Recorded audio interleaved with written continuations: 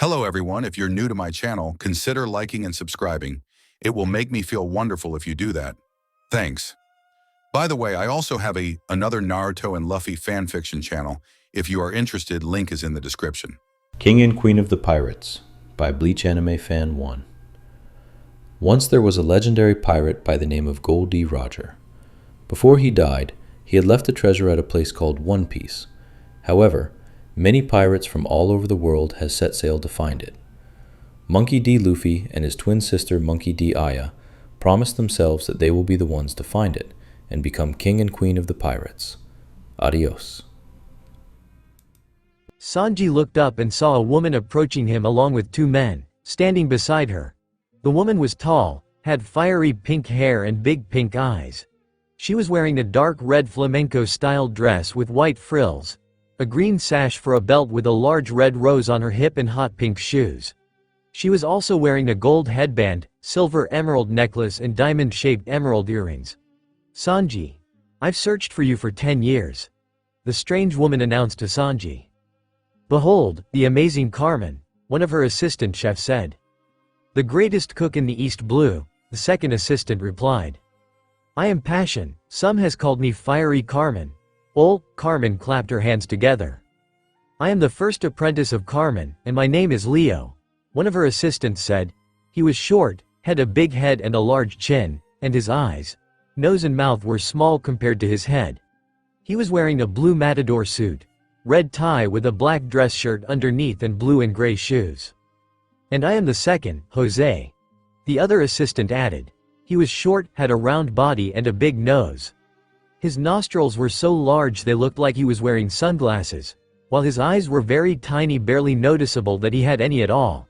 He had short brown hair, wearing a green matador suit and a dark green shirt underneath of it, a lighter green tie and green and gray shoes. Sanji ignored them, only focusing on Carmen. His eyes nearly bulged out of their sockets, turning into hearts. "You are beauty itself," Sanji exclaimed. "It is my deepest dream come true. Yes, beauty has come searching for me. It is truly an honor, wonderful Carmen." "Don't you dare!" Carmen pulled out a frying pan and smacked Sanji in the face with it. You are so passionate. But tell me, Carmen, how is it that you and I know each other?" Sanji asked. "Oh, boys," Carmen told her assistants, "show him." "Ma'am." The two pulled out flyers and threw them on the ground in front of Sanji. Sanji picked a few up, looking at them.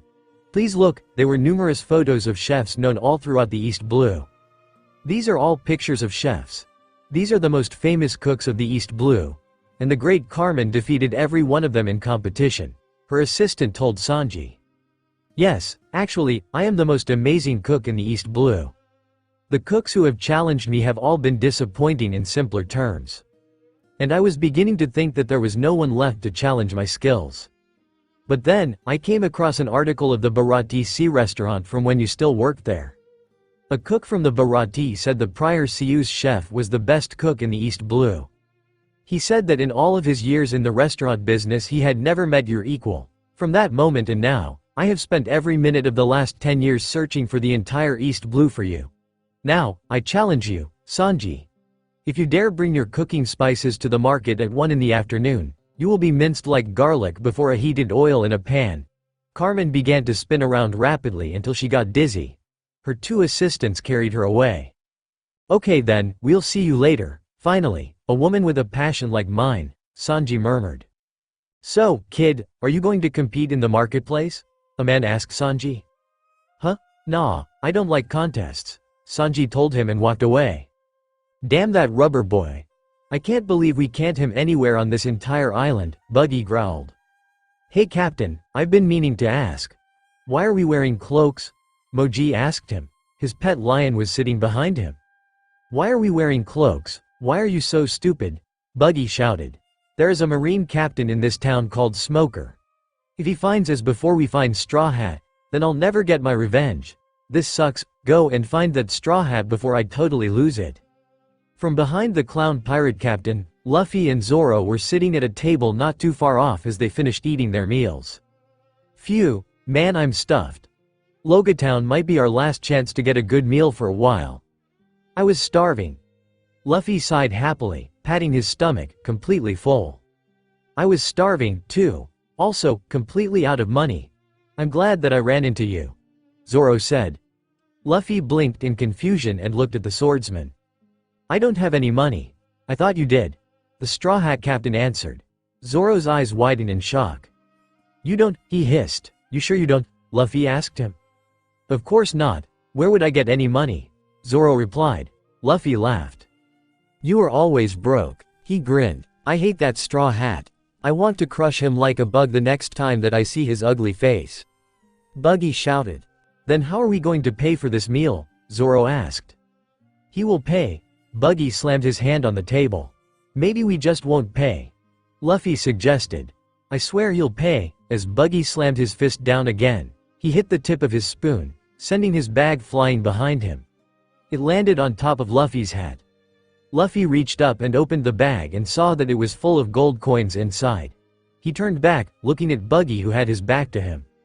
Whoa, that's cool. Hey, you didn't have to buy us our lunch, but thanks. Luffy grinned as he thanked him.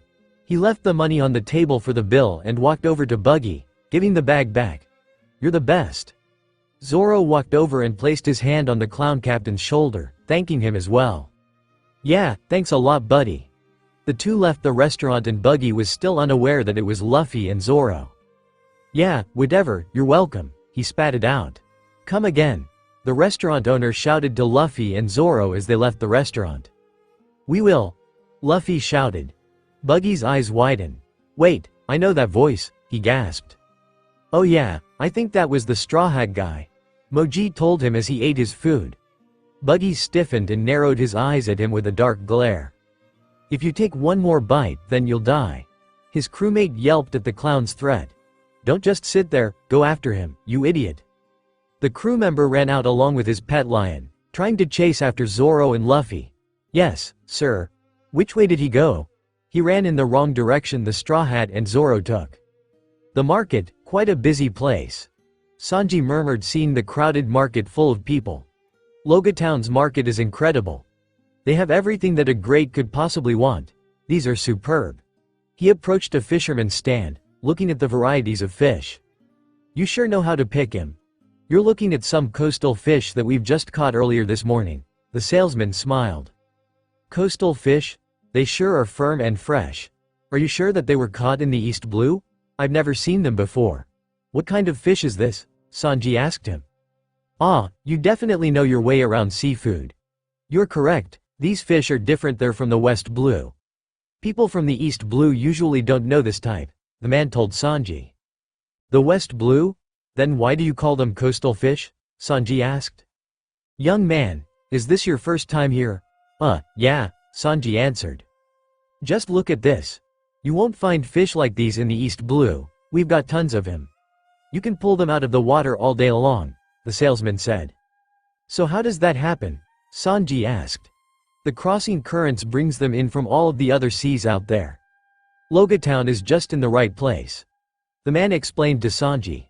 Suddenly, there was a loud commotion coming from across the docks from the market. Sanji and the man saw a large crowd. Hey, sounds like they caught something good.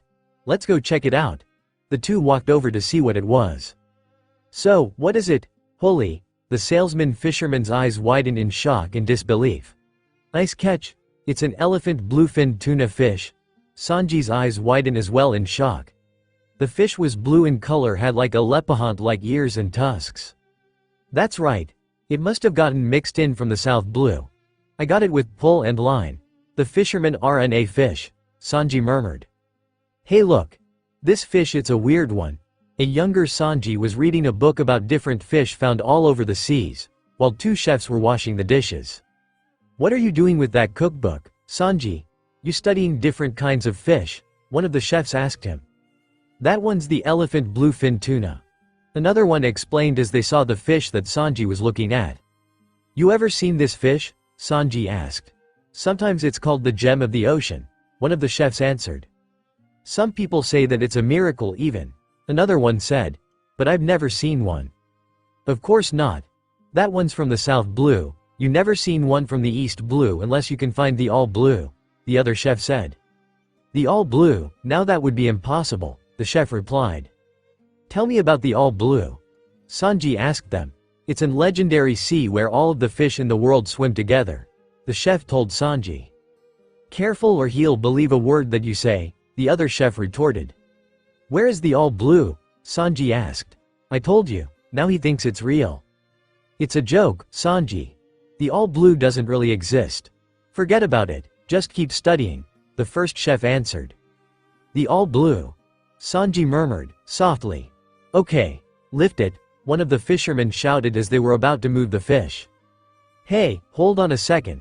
How much for it? Sell the fish to me, Sanji insisted. What? The fisherman looked at Sanji, confused. I've got money, please, let me buy that tuna, Sanji shouted. I'm sorry, but I can't sell this to you.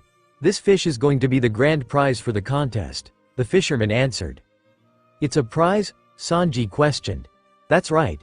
The annual cooking contest happens today. So, cooks from all over the East Blue will be here to compete and this will be the grand prize for the winner. The fisherman explained. It is an elephant bluefin tuna, after all. Any champion cook will be honored to have it as a prize, the other fisherman answered. If you really want it then you should enter the contest. You're a cook, aren't ya? The salesman asked Sanji. Yeah. Sanji replied. Registration is right over there. You should give it a try if you still want a shot at the tuna. If I were you, I'd hurry before it closes. See ya. A cooking contest, yeah? Wait a second. Sanji hummed. Where had he heard about the cooking contest before? Did someone tell him about it earlier? He remembered that someone did. But nothing came up. Oh well. Sanji shrugged and walked over to the registry to sign in for the contest. Usopp, Aya and Nami were exploring the streets as they were walking. Hey, there she is. Aya. The three stopped, hearing someone call out. Do you hear something? Nami asked. Aya recognized the voice. That's. The group looked up and saw Ichi waving down at them. To everyone's shock he jumped off. Nami screamed as they saw the man hurtling straight down towards them. Why would he do that? Is he crazy or something? Usopp shouted. As Ichi was about to reach the ground, for a split second it looked like he hovered for a bit then landed his feet on the ground, landing in front of the three, completely safe. Nami, Aya and Usopp stared in disbelief. Ichi brushed himself off until he noticed the group staring at him. What? What do you mean? What? You just fell 25 feet to the ground, Nami shouted. Really? It felt higher than that, Ichi shrugged. That's not the point, Nami shouted, angrily. Why are you here? Aya asked him. Wait, you know him, Aya? Usopp asked. Aya nodded. Sort of. He works at the fortune teller's shop as her assistant, she told him and Nami. We were in the neighborhood, Ichi replied. My brother and I were headed to the market to pick up some groceries. We? Aya questioned. Suddenly, she tensed up when she felt a hand placed on her shoulder. Aya heard Usopp yelp in surprise, Nami as well. Aya turned her head to her surprise she saw that it was L, standing right next to her. Aya stared at him in shock. It seems that we're all heading in the same direction. Mind if we tag along? L asked. Down at the market, there were swarms of people crowding the marketplace, waiting for the competition to begin. The annual cooking festivities is about to start, the salesman shouted. Aya, Nami, Usopp, Ichi, and L arrived to see the crowded market, wondering what was going on. It's so crowded. I wonder what's going on, Aya questioned. This year's grand prize, the elephant bluefin tuna. It's the gem of the ocean and a miracle. Who is going to win this truly spectacular prize? The salesman announced. That will be me. Sanji looked over and his eyes widened to see Carmen not too far from him. I'm so glad that you've decided to show, Sanji. But the title of the East Blue #1 is going to be mine. This will be fun. I've never had any real competition before. Oh, my Carmen, it is so good to see you again. The cook's eyes turned into hearts, and he rushed over to her, taking Carmen's hand. He puckered his lips to kiss it. My lips are so close. Don't you dare. Carmen smacked Sanji on the head with the frying pan again. Yeah, that's the fiery passion that I craved, Sanji exclaimed. Hey, look over there, Sanji's here, Nami shouted. You're right. Usopp shouted. Of course, Aya sighed. Hey, over here, Sanji, Usopp called out to the cook. Sanji turned his head, Seeing the crowd, Sanji ran over, looking at Aya and Nami, ignoring Usopp. "Nami, Aya, you came to watch me compete," he grinned, happily. No, we were just walking by," Aya replied.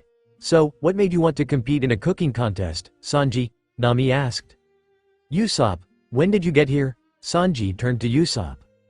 "I was the one who shouted out your name first, jerk," the sniper shouted. "Who's ready to start cooking? Just for fun we picked one of you out of the crowd to join our panel of judges." Someone on the stand, who was just on his way home to sweep off the rest of his daughter's wedding reception. "You ready, sir?" the salesman said. "Yeah," the man shouted, obviously drunk. "The rules are very simple. Each cook competes in a blind draw head-to-head elimination round. With the highest total score wins.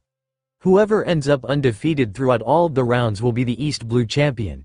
First up, from the eastern part of the East Blue, Sue's the lizard, facing him representing our very own Logia town, Broccoli. Ready? Let's go." The two chefs competed against each other as everyone watched them. "What's up, Sanji? You really want to be known as the best cook in the East Blue?" Usopp asked. "No, don't be stupid. I'm just after one thing and that's the fish," Sanji told him. "Fish?" Nami turned her head, seeing the elephant fish on the grand prize stand for the winner of the contest. Aya saw it as well. "Yeah, that looks like a nice fish," she replied. "It sure does. But the confusing part is figuring out exactly how to get that fish to talk." Sanji was already thinking of the different recipes that he was going to cook. He noticed Ichi and L standing behind Aya. "Who are you?" Sanji asked. "And why are you standing so close to my Aya?" Aya's mouth dropped slightly, taken back by what Sanji had said. Usopp's mouth dropped a little as well. L narrowed his eyes at Sanji, while Ichi was staring at him, silently. "I'm L and this idiot is my brother, Ichi," he replied as he introduced himself and Ichi to Sanji. "I'm just here to see you cook." Nami and Aya both said that you're the best, Ichi said. One by one each chef faced against each other, including Sanji and Carmen, defeating their opponents, climbing to the top of the ranks. It was time for the final round. It was Sanji against Carmen. "Now, it's the final round," the salesman shouted. The crowd cheered, wondering who was going to win. "Wow, these people are really excited," Aya murmured. "You're right," Nami replied. "With his distinctive skills of things for food, we have in the finals, Sanji. Facing him with her gorgeousinery Ayan, Carmen. Who will be the winner of the elephant bluefin tuna? Start your cooking," the salesman announced, starting the final round. Sanji and Carmen quickly began to cook their dishes for judges to decide. "Go Sanji," Aya shouted. "Yeah, you got this," Usopp shouted. Carmen is cooking with outstanding showmanship while doing things that are relatively simple. Meanwhile, her two cheerleaders are trying to distract her opponent. And how is Sanji doing? He is rocking. And it looks like Sanji is whipping up a creation of delightful of delights. The announcer explained as Sanji and Carmen were working on their creations. "You don't really believe that, do you? It's silly," one of the chefs chastised Sanji. "What would a kid like you know anyway?" another one commented. "I know a lot more than you do, you bastard," Sanji growled, shouting at them. "That will be enough, Sanji. Can't you see that we're busy cooking? We don't have time for your silly games. Why don't you go and set out the plates?" the chef told Sanji. Even if theoretically, this is an impossibility. The North Blue, South Blue, East Blue, and West Blue. They're separate seas that shouldn't be able to mix because of the Red Line continent running from north to south and the Grand Line ocean current running from west to east. A place where you can find all fish from 4 different seas should be impossible. But I know that it does exist. Otherwise, how do you explain the West Blue fish and the elephant bluefin tuna? That old geezer might not have been just telling stories. I don't have a choice. I have to look for it at the Grand Line. I don't care how long it takes. I will find it, the legendary sea, the all blue. Ichi and L watched in amazement as they saw Sanji picking up the pace as he was working on the finishing touches on his entry dish. Sanji is moving on to his final preparations. Carmen is finishing up as well. She just has the plate of her creation. This is it, folks, the moment that we have all been waiting for. Who will win the elephant bluefin tuna? Is only moments away. Sanji's masterpiece is finished, the announcer replied. And here comes Carmen with her final touches. Now, it's all in the hands of the judges. Well then, here it goes. The winner of this year's cooking championship is, wait. Just as the judges were about to speak, Carmen shouted, stopping them. Sanji's eyes widened as he stared at her, also the crowd, wondering as well. I cannot forgive myself. I can't believe that I thought that I could beat you. I watched you cook when we were young, even back then they wouldn't let me in the kitchen, like you. And it made me so resentful. I trained so hard for so many years, that's why I wanted to find you and show you what I've learned. But after all of this time, you've only gotten better. I don't know what made me think that I could beat you. The truth is, you beat me, fair and square. You're the #1 cook in the East Blue. She told Sanji. Sanjay's eyes turned to hearts and was about to hug her. Carmen, that is the best compliment that everyone's ever given me. I'm so happy that I could kiss you. But one of Carmen's assistants smacked Sanji with the pan. Don't you dare. Why'd you do that? Sanji shouted, angrily, kicking the assistant. I'm forfeiting this round, but be ready for the next time that we meet. I won't lose to you again, Carmen stated. Well, if it's a challenge from you, Carmen, I'll definitely accept, Sanji told her. And the winner is, Sanji, the announcer declared. Wow, that was fun. I don't know why, but I just love competitions, Nami said. She was walking ahead with Aya, while Sanji and Usopp were carrying the giant fish on their shoulders. Ichi and L were trailing behind them, carrying some bags of food. How did I get stuck carrying the heavy end of this thing? Usopp exclaimed, angrily. Wow, an actual elephant bluefin tuna. I wonder what it tastes like. I just can't wait to cook it, Sanji said. I've never seen one up close before, Ichi shouted, it's so big. Suddenly, Nami stopped in her tracks looking at the sky. Everyone noticed that she had a strange look in her eyes. Huh, what's up, Nami? Aya asked. It's the air, Nami replied. Air? Usopp questioned. It's going to rain, Nami explained. But it's so nice out, Usopp said, confused. The sky was completely clear, the sun shining as well, with a few clouds drifting by. There was no sign that a storm coming. How do you know, Nami? Aya asked. I'm sure of it. Let's hurry, Nami said, and she ran off heading to the docks. Wait, Usopp shouted. The three ran off chasing after her, leaving Ichi and L behind. Okay, see you guys later, Ichi called out as he waved goodbye to them. L silently watched them left and turned around walking away. Let's go. As Luffy and Zoro were walking the streets, a strong gust of wind blew Luffy's straw hat off from his head. My hat, wait. Stop hat. Luffy cried out. He quickly chased after it, leaving Zoro behind. Zoro tried to follow after Luffy but lost him in an alley as Luffy turned into a sharp corner, still chasing after his head. Luffy, where'd you go? Zoro called out. The straw hat finally dropped on the ground and Luffy picked it up, putting it back on his head. My hat. Oh, I found it, the execution platform. Here goes. Luffy grinned. Seeing that he was back at the town square, the execution platform was straight ahead of him. Captain, we've found him. This way, one of Buggy's crew members told him as he approached the clown pirate, waiting in an alley. Are you sure about that? Buggy asked. You found him? He's there now? Smoker exclaimed.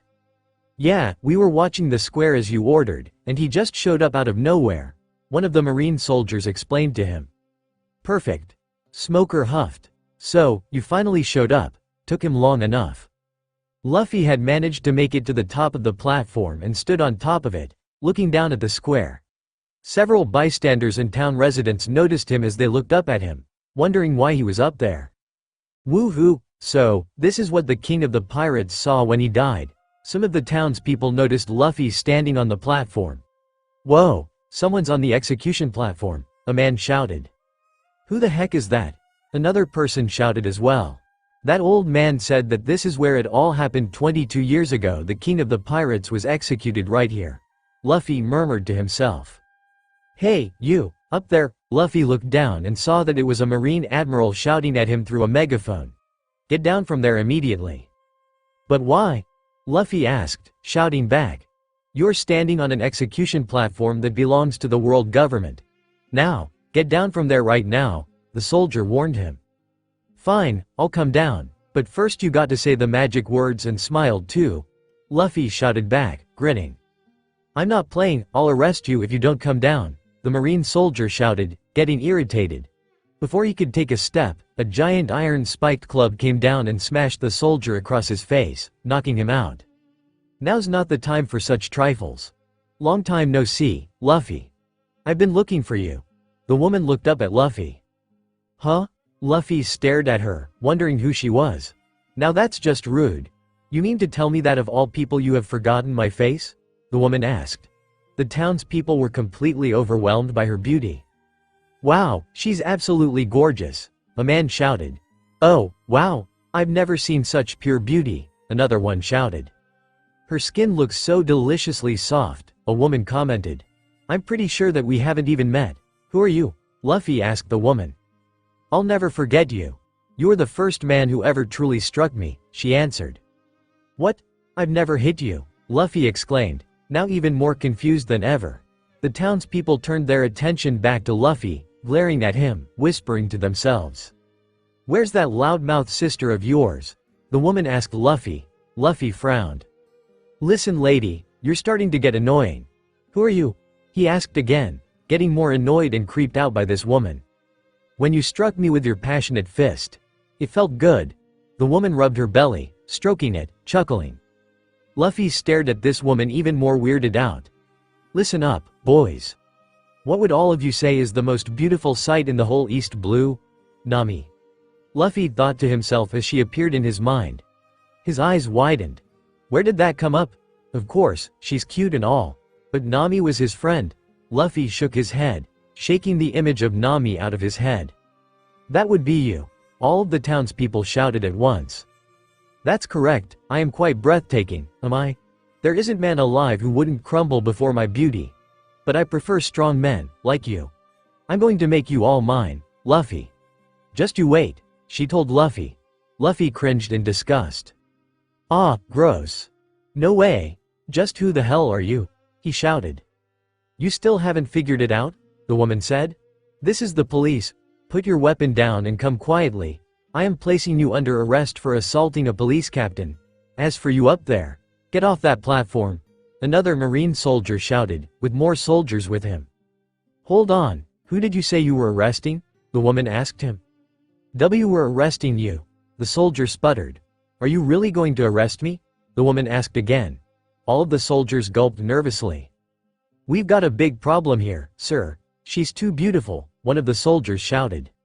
I really don't give a damn, the Marine argued. Just arrest her. Do we really have to? Another soldier asked. Here comes a surprise. Something shot out, crashing into the soldiers, knocking them down and destroying the town square fountain. Some pieces from the fountain came flying, heading straight towards the woman. Watch out, miss, a man shouted. But just as the fountain piece reached her, it surprisingly slipped right past her, crashing into a building. Instead, everyone stared in shock. Did that just? A man exclaimed. It slipped right past her, another man stammered. Oh man, that's weird. Luffy shouted. A cloaked man stepped up as he headed towards the woman, laughing. That little stunt was dangerous, you know? The woman replied. I'm flashily sorry, but your smooth skin is unharmed, of course. So, there's no need for trouble, fearless Alvida, he said to her. Wait a minute, Alvida? Luffy questioned, staring at the woman. He looked at her again. Wasn't Alvida huge? This can't be her. I don't see Alvida. Don't be so dense, you dimwit. I'm Alvida, Alvida shouted. Are you sure? 'Cause I don't think you're her. Luffy replied, frowning, still confused. Alvida laughed. I guess I real do change after eating a fruit called smooth fruit. No attack hurts my skin because it slides right off. Unfortunately, lonely fruit can improve my already stunning good looks. One big change for me of course was that I lost my freckles, Alvida explained. Sure, that must be it, Luffy replied, still not believing her. After becoming a whole new person, I decided to join forces with someone who shared a goal of finding you, Alvida said. Now that I've flashily made my entrance, behold the real star of the show. Buggy pulled his cloak off, revealing himself. His crew members pulled off their cloaks, revealing themselves as well.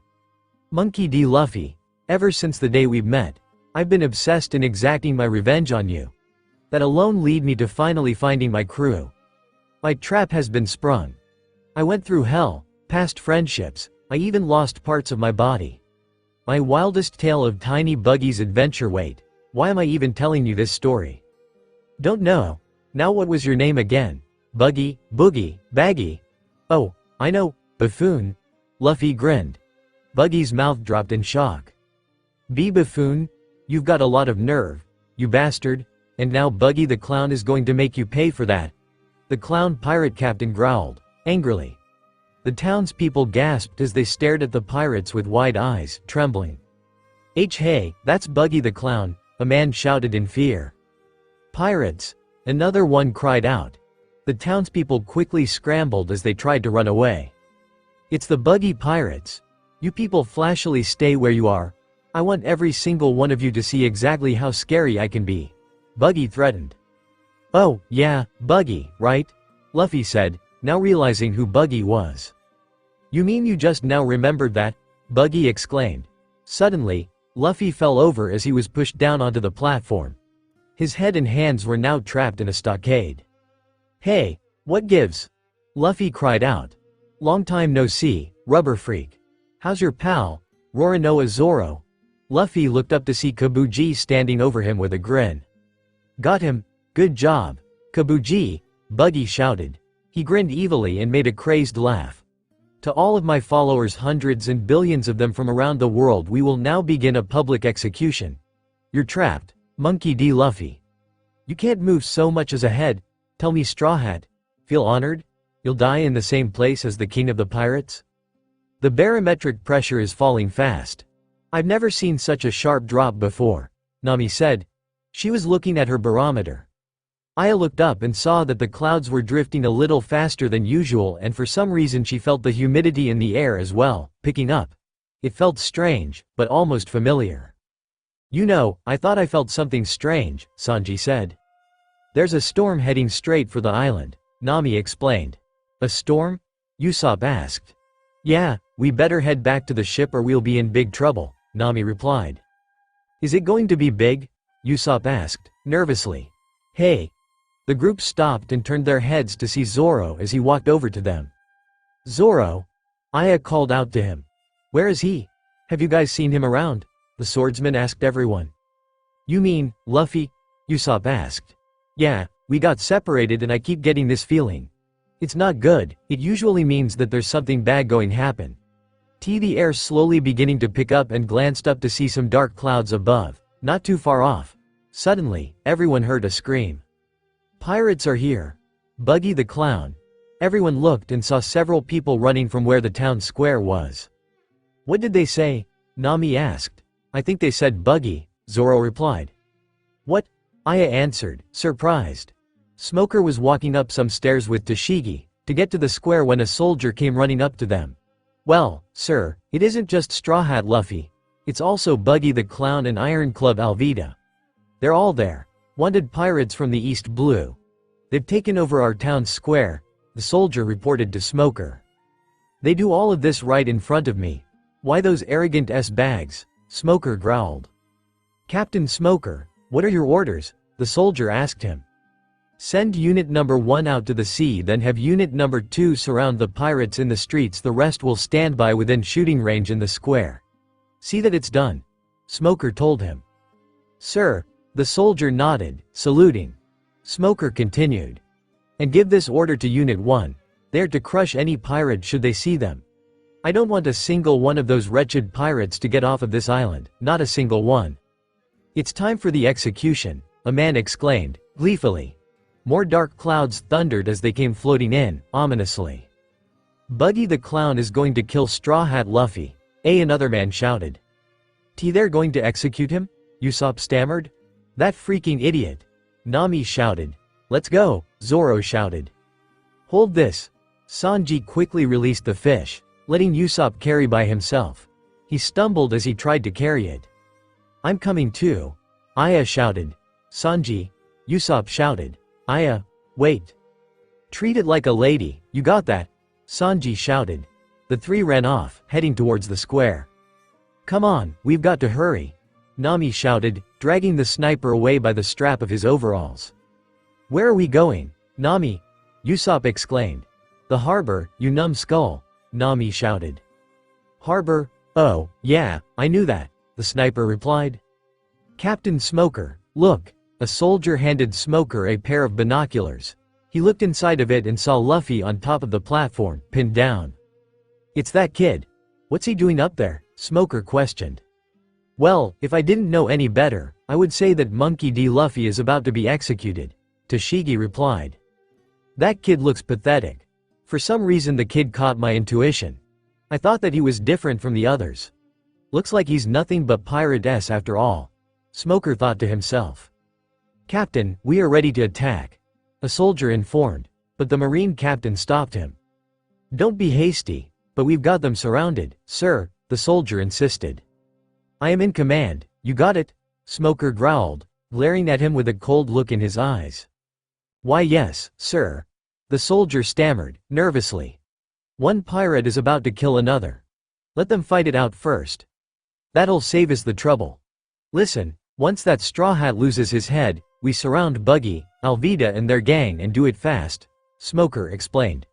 A sharp crack of thunder rang out across the sky. Buggy laughed, manically. Pirate Monkey D. Luffy, of the Straw Hats, will be flashily executed for the crime of making me angry, Buggy shouted. Oh boy, I've never seen an execution, Luffy answered. You're about to, kid, Buggy retorted, with a dark grin on his face. Luffy's eyes widened, nearly popping out of their sockets, realizing that it was him that was going to be executed.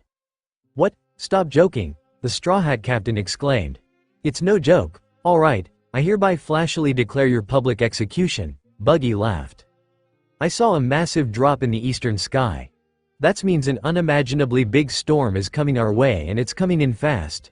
If Buggy and Luffy have caused a scene, then the Marines will sure to come out. And if our ship is lost out to sea when we need to escape, we're done for, Nami explained as she and Usopp, still carrying the fish, continued to run, trying to get to the docks. That is a big deal, Usopp said. As a matter of fact, I bet the Marines have already started taking action and they'll destroy the Going Merry if they find it, Nami shouted. Hold on, so you're telling me the Going Merry's in danger, Usopp exclaimed. Without a second thought, he quickly darted straight past her. Come on, Nami, hurry up. Wait for me, Nami exclaimed. Okay men, double time.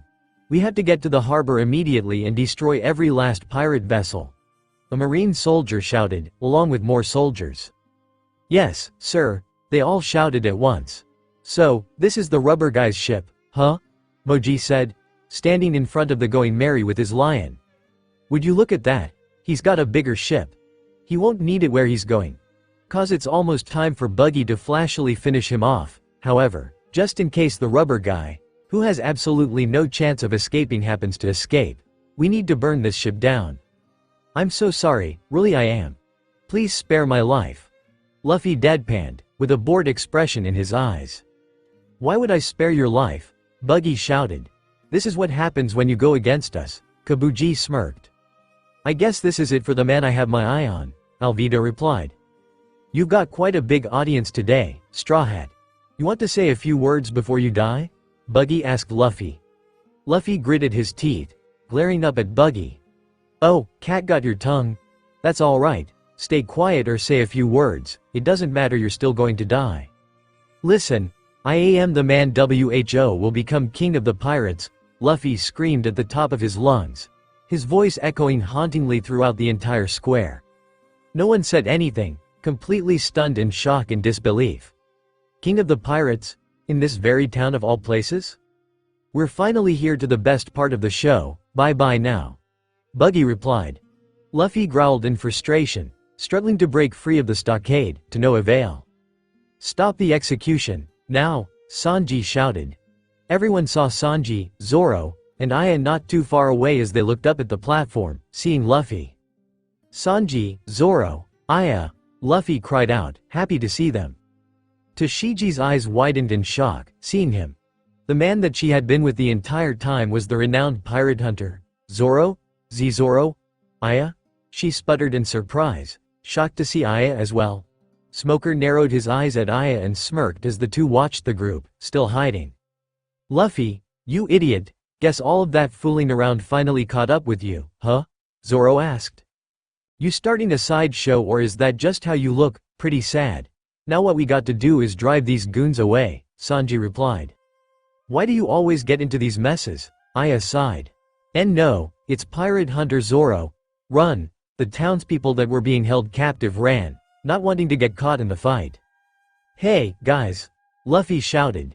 You made it, Zoro, Aya, but you're just a little bit too late. Buggy shouted at the two. Bring down the platform, Zoro shouted. Roronoa Zoro and the traitor Aya is here as well. I can't believe it, Tashigi murmured. Okay, boys, get him, Alvida shouted. Let's do it, several of the buggy pirates shouted as they charged at Sanji, Zoro, and Aya. The three slashed, kicked, and punched their way through, trying to get to the platform to free Luffy. Not even the great Zoro can stop me now. This is the end for you, Buggy laughed. Bastard, Sanji growled under his breath, as he kicked a buggy pirate down. Zoro striked a few down with his swords. If I can just cut down the platform. Aya punched and kicked, grabbing a pirate swinging him around like a barricade, knocking a few buggy pirates down. Listen, the moment that Monkey D. Luffy's head falls, we all attack together. Smoker ordered the soldiers and Tashigi. Sanji, Zoro, and Aya were trying to charge towards the platform while fighting past the other pirates. Buggy brought his sword down on Luffy's head. Sanji's, Aya's, Ned as they saw Luffy look at them with a large grin on his face. Zoro, Sanji, Aya, Usopp, Nami, sorry, but I'm dead. Damn it, Zoro hissed. Don't say that, Sanji thought to himself. You idiot, Aya shouted in her mind. You're not dying before me. His smile. Smoker stared in shock. Suddenly, there was a loud boom as thunder struck across the skies. A large bolt of lightning flashed and struck down right on the platform, destroying it. Everyone watched in shock as they saw it came tumbling down, wondering what happened. Rain began to pour down from the skies. Beneath the rubble and metal beams, Luffy crawled out of it. Luffy's straw hat flew down and landed in front of him and he picked it up, putting it back on. To everyone's surprise, he was unharmed. I'm still alive, Luffy cried out. Sanji's cigarette fell out of his mouth, still stunned at what he had just witnessed. Was that a sign from the divines? The cook asked. Stop talking nonsense. We've got to get out of this town.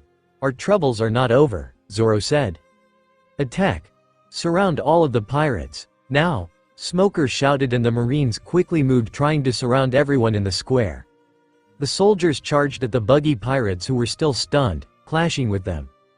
Here they come. Sanji shouted. Oh, wow. Luffy shouted. He dodged out of the way when a buggy pirate almost fell back on him. So cool. Luffy, Aya shouted, pulling him by his ear. Come on, we don't have time for this. We got to get out of here. We better hurry back to the Going Merry or we'll never leave this island. And we sure as hell won't get to the Grand Line, Sanji replied. Really? Well, that's no good. Run. Luffy picked up the pace, now dragging Aya as he ran. The Straw Hats are getting away, the soldiers shouted. Luffy, Aya, Sanji, and Zoro pushed through the soldiers, knocking them out. Why did he smile? Did he know that he'll be saved? No, at the moment he was certain that his life was about to end. Smoker thought to himself. Captain, we have to pursue the pirates, a marine soldier shouted, running up to Smoker. Lieutenant, think back. Have you ever seen any pirate who smiled at the execution platform? Smoker asked him. No, sir. It doesn't matter how tough the guy is at the moment of death, they all turn pale and die of despair, the soldier answered. That Straw Hat guy smiled. I saw it. He smiled just like Gold D. Roger, 22 years ago. Just like the old king of the pirates did at that exact execution platform, Smoker said. Captain. The soldier questioned. Where's the Straw Hat man, now? Smoker asked as a soldier approached him and Tashigi. Sir, he slipped past us and Aya, as well. The both of them are heading towards the harbor, he replied. Unit 1 should destroy their ship by now, Smoker murmured. Well, sir, they had to return to port for refitting. You see they couldn't unlock their powder due to sudden rain, the soldier informed him. What? Smoker said in surprise. but a reserve unit is currently making preparations to attack the ship, instead, the soldier explained. Captain Smoker, if we let them sail now, they'll be able to get to the Grand Line before we could capture them, Toshigi shouted. The wind is blowing towards the west. It's a carry wind for that ship. Is it mere coincidence? It's as if heaven itself has plans for those young pirates, Smoker pondered. The 4 straw hats continued running, completely drenched from the rain. The winds were picking up, blowing a little harder as the storm was coming closer. We better pick up the pace or we're toast, Sanji shouted. As the rain continued to fall, a mysterious green-cloaked man walked through the empty streets, almost as if teleporting with each step that he took. A flash of lightning shot in the sky. The man looked up, revealing a strange tattoo completely covering the left side of his face. He smirked as he continued walking. Blow winds, the storm of fate has arrived. The 4 straw hats continued to run as the rain continued to pour down. It was showing no signs of letting up. What the hell is up with all of this rain? Zoro shouted. Nami was right about the storm. If we don't get back to the ship and set sail soon, we're going to be stuck here for good, Sanji shouted. Run, just keep running, Luffy shouted, laughing. This is heavy, Usopp panted. Nami and him were running in the streets, trying to get to the docks before the Marines. They're going to be after the Going Merry. The Marines might already be there. We've got to get back to ship as soon as possible, Usopp, Nami shouted. Nami, can we just drop the fish? The sniper cried out. No, just try to keep up, Nami shouted. Sitting in front of the Going Merry, by the docks, Moji was trying to strike a match to light the ship on fire. But the rain was making harder to do so.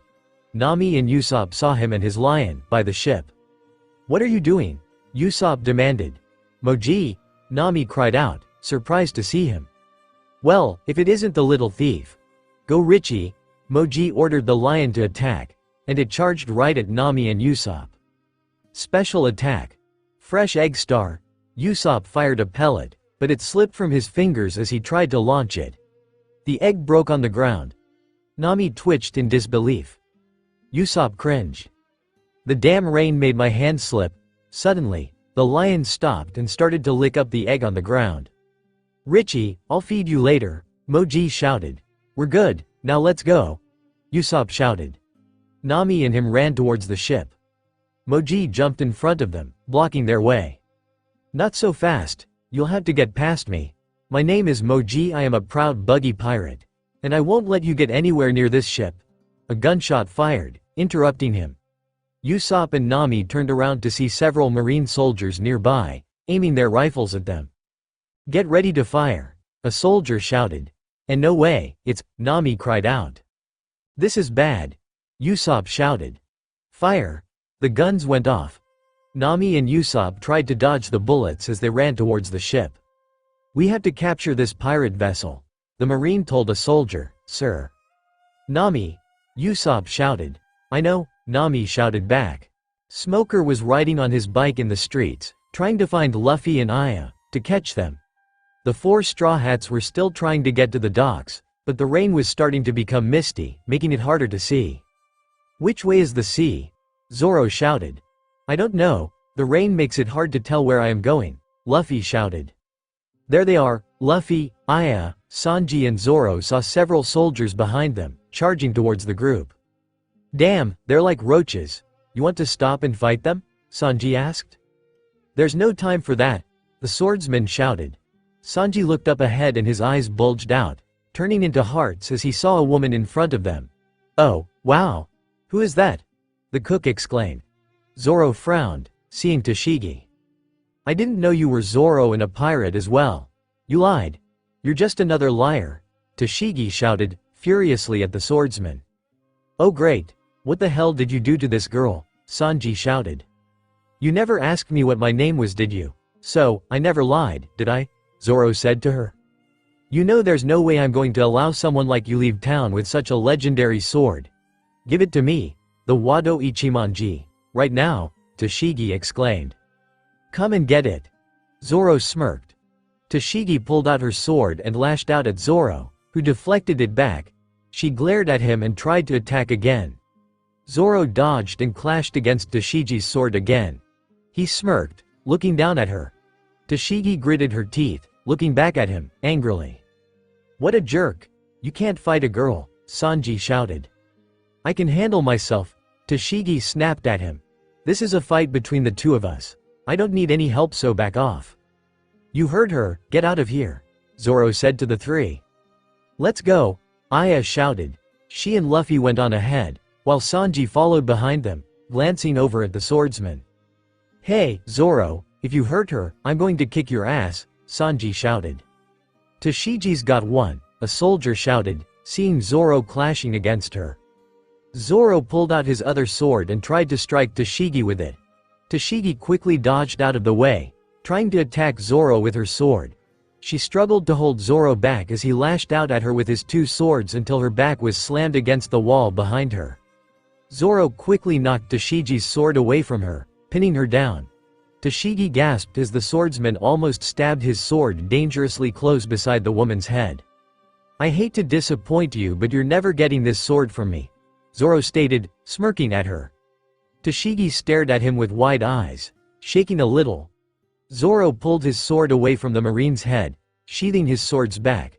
"Now, I think it's time for me to go." Tashigi watched him as he started to walk away. She began to shake more, getting angrier. "Why didn't you kill me?" Tashigi exclaimed, furious. Zoro stopped. "I know, it's because I'm a girl. It's pathetic that you can't fight me because I'm a woman. It's embarrassing. You may be physically stronger, but you don't have the guts. This sword isn't just for decoration. I don't even think you know what it means to carry a sword." Zoro twitched. "Would you shut up for 1 second? He turned to look at her.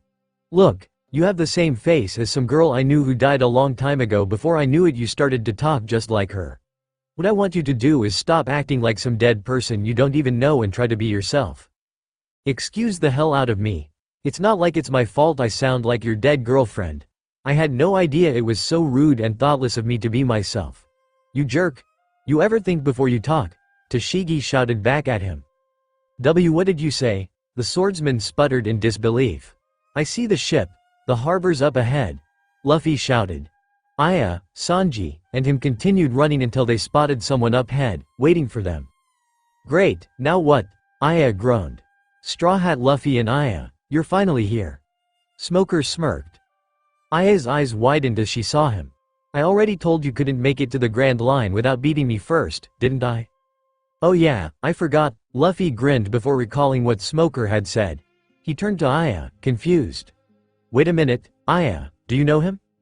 "He's just a sore loser. I beat him in a fight before I left the Marines," Aya replied. "You knocked me over a balcony and sent me plummeting to my death into seawater," Smoker shouted. "Yet here you are. You survived." Aya told him, winking and smirking a little. "Had to use a distraction somehow to get away." "You're really stupid," Smoker growled. "And you're really naive," Aya replied. "I'm not giving you a rematch. I won fair and square. I can't help it that you're slow. Now, we're in a bit of a hurry, so move." "Not a chance," Smoker told her. "Sanji, you and Aya go on ahead. I'll be right there." "Go on," Luffy replied, stepping in front of the two. Aya nodded and looked at Sanji. "Let's go." She ran and Sanji followed behind her. "Yeah. You're not going anywhere," Smoker shouted, about to attack. Luffy threw his fist back, stopping the captain in his tracks. "Hold it. You're fighting me," the Straw Hat captain shouted. Smoker narrowed his eyes at Luffy. "I don't know about that. This is going to be the end for you." As Aya and Sanji were running, they passed the strange, cloaked man as they did. Aya frowned in suspicion as she caught a glimpse of his face for a split second and man stared at her for a slight moment. He smirked at Aya before he turned his head, continuing walking. "Something wrong?" Sanji asked her, noticing her slowing down a little. "It's nothing. Keep going," Aya shouted and the two continued running towards the docks. Fire! More soldiers fired. Nami and Usopp tried to avoid getting shot at as they tried to head towards the ship. Cannon! Fire! The two quickly Junpeis fired from bunkers, nearly crashing into the ship. "If we stay here even a minute longer the Going Merry will be done for," Nami shouted. "You can't set sail, yet. Luffy and the others aren't back," Usopp shouted. There's no other choice. If we stay here, she'll be sunk, Nami shouted. She pulled down the sail, releasing it. The ship started to slowly cast off. We about the rest of them, Usopp cried out. We'll pick them up later, Nami shouted. Don't let them escape, after them, a soldier shouted.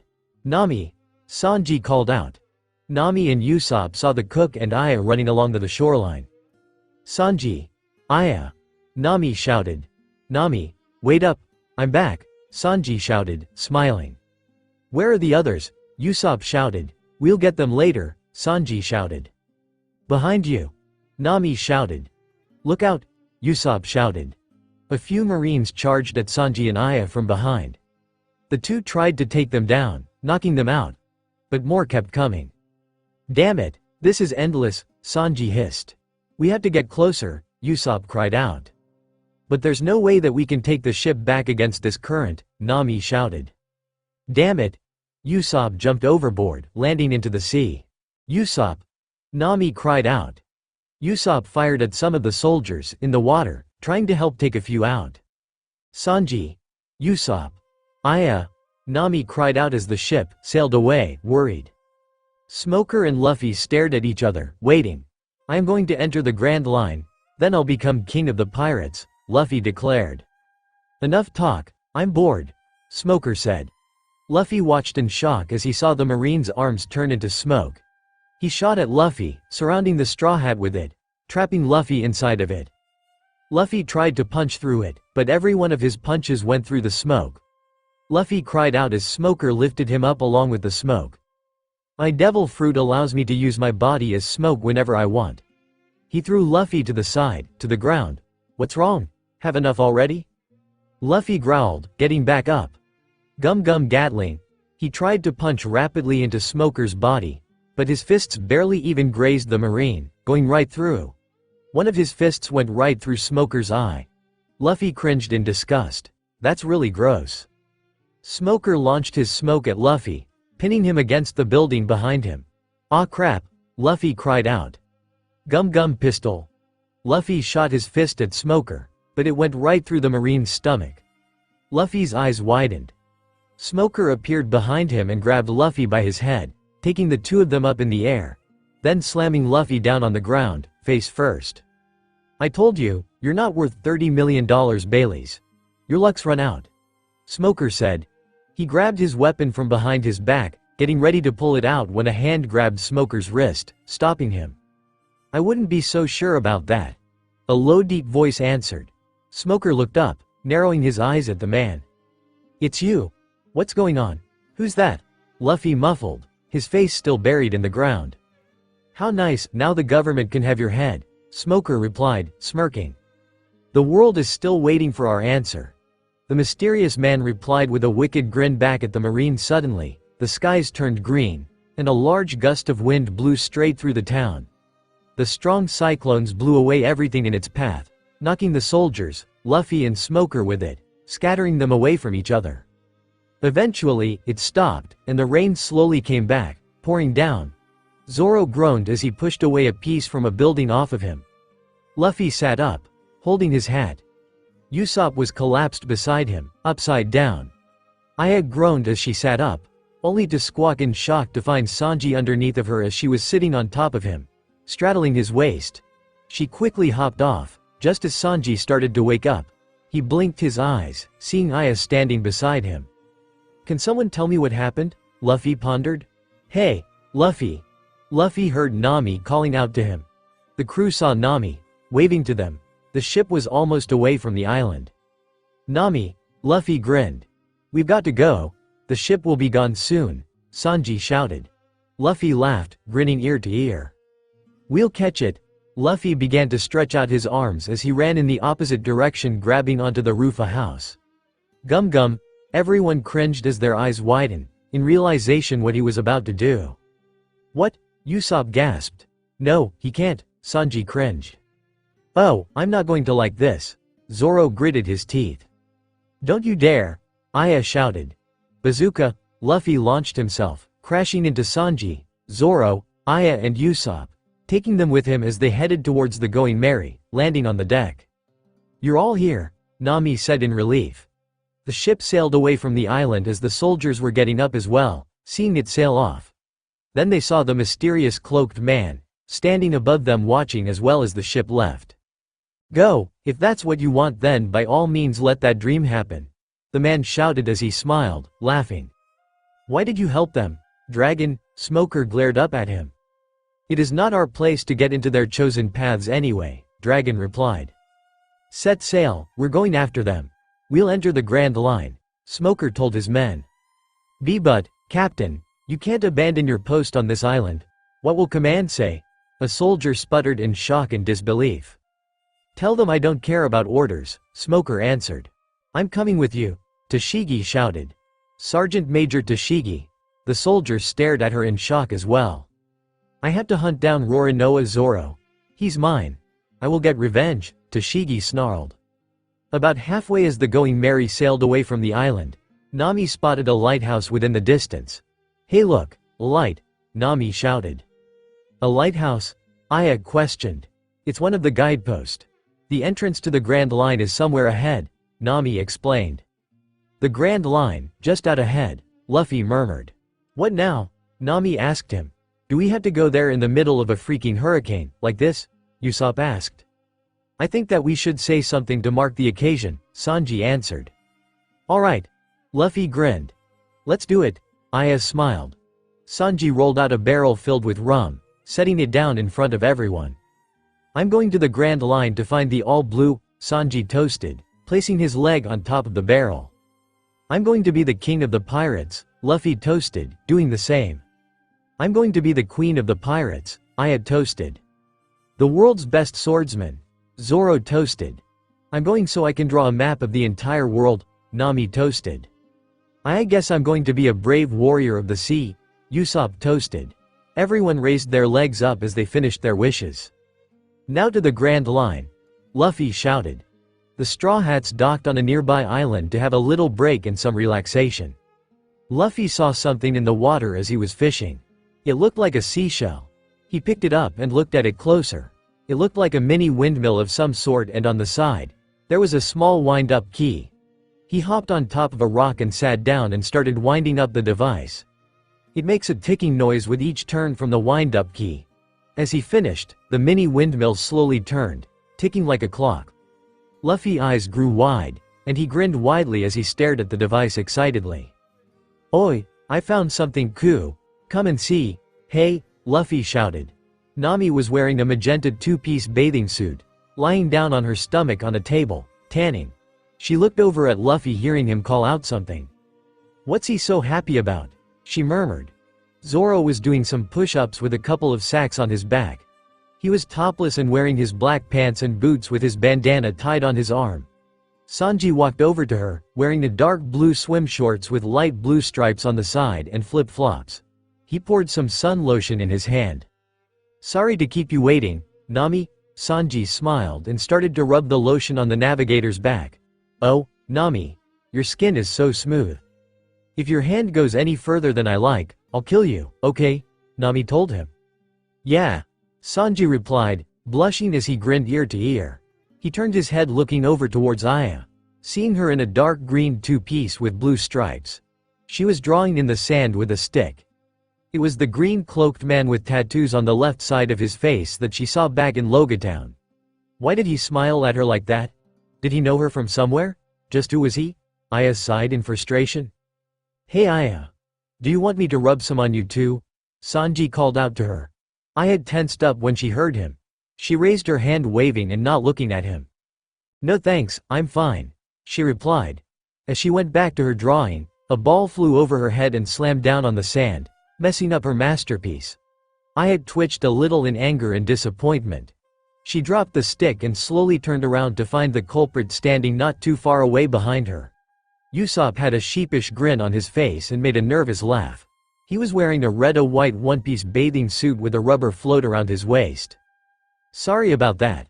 I did try to warn you, he told her. Aya reached over and picked up the ball and stood up facing him. She tossed the ball back to him. It's fine. I was about done with it anyway. Let's play. Man, this is one great vacation, Sanji said. It's fine, but just remember that we've got bounties on our heads, Nami said. Hey everyone, come look. It's really cool, Luffy called out again. But aren't you the one relaxing the most, Miss Nami? Sanji asked her. It's the Going Merry. Come look, Luffy shouted. It's okay. We're not in any hurry to get going, Nami said. I agree with Nami, Sanji shouted. Our ship's really something, Luffy grinned. What are you talking about, Luffy? Usopp turned his head. His eyes went wide with a startled yelp. Everyone looked and their eyes grew wider as well in shock. The Going Merry had its sails down as the wind gently blew against it and was sailing away from the island without them on it. Our ship. Our Jolly Roger is so cool, Luffy replied, grinning as he watched the ship. You moron. How can you be so calm? Zoro shouted at Luffy. Our ship just got stolen. Usopp cried out. Luffy's eyes nearly popped out of their sockets. What? Stolen? He exclaimed. You dimwit, both the sniper and the swordsman shouted at him. Hold it, thief! Luffy stretched his arm out towards the Going Merry. His fingers barely reached the railings, but he couldn't manage to grab it as he was out of reach. Luffy pulled his arm back and it quickly slingshotted back, slamming into his face. The Going Merry is the gift I got from Kaya, Usopp shouted. Being robbed by a thief? This is a joke, right? Nami twitched, angrily. Aya stared at the ship with a frown as she bit her bottom lip nervously. All of their clothes and weapons were on that ship. Her medicine was on there. She didn't have any on her. Aya gritted her teeth, mentally kicking herself. How could have she been so stupid? She had to stay calm. As long as she stayed calm, hopefully an attack won't happen. They watched the ship sail away, leaving them behind. Give it back, everyone cried out. It's been a whole week since it was stolen. But couldn't we have found a better ship? Sanji asked. Quit complaining. Zoro replied. The crew was riding in a small swan paddle boat, completely cramped inside. Luffy was keeping looking on the swan's neck. Zoro was wearing a black kimono with wooden sword at his side. Nami was wearing a white dress with a veil and a crown on her head. Sanji was wearing a white suit. Usopp was wearing a brown Shinto priest kimono and a dark greenish-brown hat. Aya refused to wear any of the outfits, not wanting to look ridiculous, still in her bathing suit. Luffy still had his clothes and straw hat. The only place open was a rental store for wedding ceremonies, Usopp said. By the way, where are we? Luffy asked. I don't know, my maps and compass were stolen along with the ship, remember? Nami said sarcastically. And my swords too, damn it, Zoro gritted his teeth. And my shoes. Sanji replied. It's good we're going after the thief and all, but why'd you set out to sea without any preparation? Nami shouted. While she was yelling at Sanji and Zoro, Aya noticed something floating in the water ahead of them. Hey, there's a kid, she pointed out, calmly. The crew looked out to where she was pointing, seeing that it was a small boy, wildly thrashing in the water as he tried to keep his head up above it. He was wearing a stripped tan and red knitted hat, white shirt and tan vest and goggles around his neck. Huh? Yeah, Aya's right. There's a kid over there, Usopp replied. Is he drowning? Zoro asked. Guess I gotta do something. Sanji pushed Luffy and Usopp to the side and jumped into the water. He swam towards the boy. Hey, you alright over there? The boy suddenly stopped thrashing about, swimming perfectly fine. He made a smug smirk. Thanks for asking, he answered. A shadow rose from underneath the water under the swan boat and a giant net pulled the crew along with it, trapping them inside. What? The Straw Hats exclaimed. Then a ship pulled out from the rocky cove and sailed over towards them. It was filled with treasure chests. The man looked at the captured crew with a smile on his face. He had blonde hair, wearing goggles and a tan suit with a strapped pack, white scarf, brown gloves and a red and white bandana tied to his arm with a key symbol and letters with a T1 on it. Akisu, good work, he called out. The boy climbed onto the boat. Easy victory, it was a piece of cake. Idiots like them are easy to trick. He smirked. Usopp growled, while Sanji and the others glared at the two as they were hanging in the net. Damn it, you little brat, Usopp shouted. But they're broke. You can tell they don't have money on them just by the look of him, Akisu said. Duped, eh? The man questioned, looking at the crew. He sighed in disappointment. So they're just poor people. He walked over and pulled the string, untying the net. The straw hats dropped onto the boat as they fell. They sat up, looking at the two. Who the hell are you? Aya demanded. Yeah? Sanji demanded as well. The man began to pose as he introduced himself and the boy followed him, posing as well. The two landed on top chest pile, staring down at the straw hats as they finished. Us? Those sailing in search of a mountain of treasure? The thief brothers? Boruto and Akisu? Boruto told them. Thief brothers? Usopp asked. The pile of chest collapsed underneath the two, knocking them down. It was filled with items, such as iron and small bags and pebbles that the two had fished from out of the unch of trash. Nami replied. Well, they're nothing but scavengers, Usopp said. That's not true. Watch what you say about Boruto. Boruto is the man who will steal the diamond clock from Clockwork Island and become the greatest thief in the world. Akisu shouted at him. You mean the famous diamond clock? Nami exclaimed, happily. Her eyes went wider as dollar signs appeared. You know what it is, Nami? Sanji asked her. The finest jewel and greatest artifact ever crafted. The most valuable clock in the world, she explained. That's our smart Nami. Sanji smiled at her adoringly with hearts in his eyes.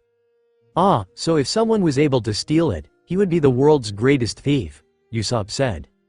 Oh, then he's just like me, Luffy grinned. I'm aiming to be the greatest pirate in the world. The Pirate King. My sister over here is aiming to be the queen. Boruto stared at the two in disbelief. Our ruler of the pirates, with this ship? He sputtered in shock then pointed towards the swan boat.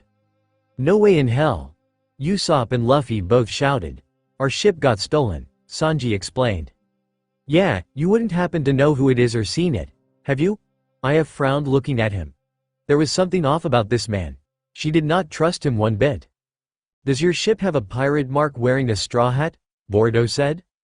You've seen it, Usopp shouted. The Trump pirates have it, he told them. Trump pirates? Luffy asked. They're a nefarious group of pirates that have a stronghold on Clockwork Island and terrorize the surround area. And the diamond clock that I'm after is also in their possession. Boruto explained to the crew.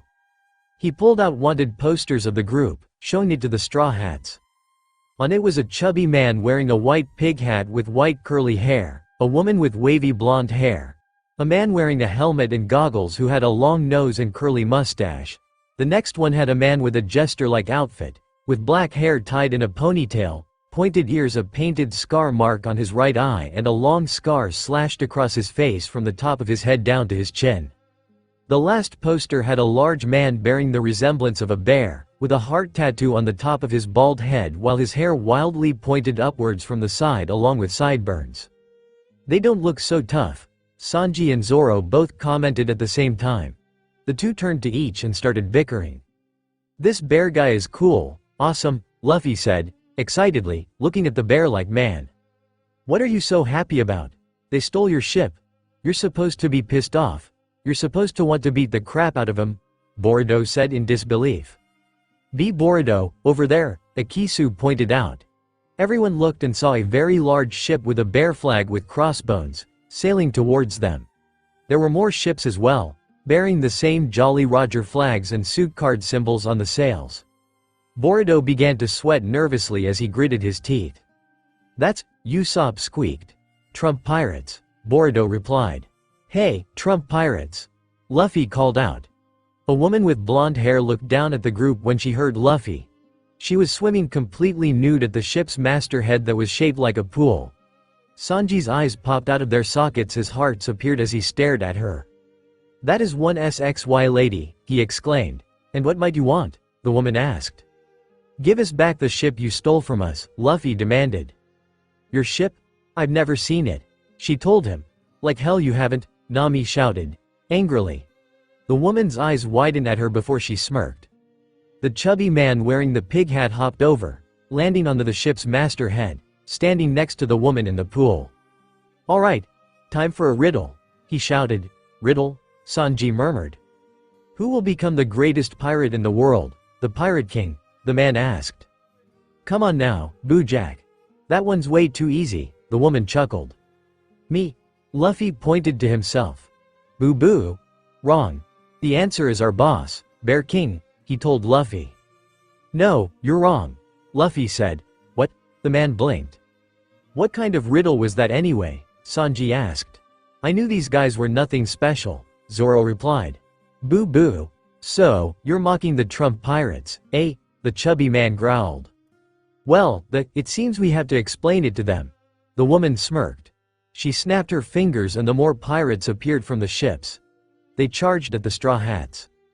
Here they come, Sanji said. I guess we don't have a choice, Zoro replied. Let's see what you got, Boruto shouted. Hold this. Luffy placed his hat on Nami's hat and charged towards the pirates, slamming his fist into them. Pirates surrounded Sanji and he kicked them down. Zoro smacked at a few with his wooden sword, knocking them out. Aya punched and kicked a few, knocking them into water. Boruto and Akisu watched the four in shock and amazement as they plowed through the pirates like weeds, tossing more into the water. Usopp dodged a couple as a few landed near him, knocked out. The chubby man jumped off the boat, making himself into a spiked ball and started roll towards the crew, wrecking half the ship. Luffy jumped out of the way. The chubby man bounced back onto the boat, landing on the masthead. That's my Bojack, the woman winked. What's with this guy? Sanji asked. He might be full of tricks, but I have one up my sleeve. My famous, escaping is winning, master plan. Usopp ran over towards the ship's oar and started rowing fast. The boat quickly sped away. Running away? The crew shouted in disbelief. Usopp continued to paddle faster, and the enemy ship was getting smaller and smaller behind them. A small chest slipped out of Akisu's pocket, falling into the sea. He smacked Usopp's head with a broken board. Stop, the boy cried out. Boruto jumped into the water, swimming to the small box. Everyone blinked, wondering. What happened? Usopp groaned as he sat up, holding his head. It's safe. Boruto held up the box, showing to Akisu. Akisu sighed in relief.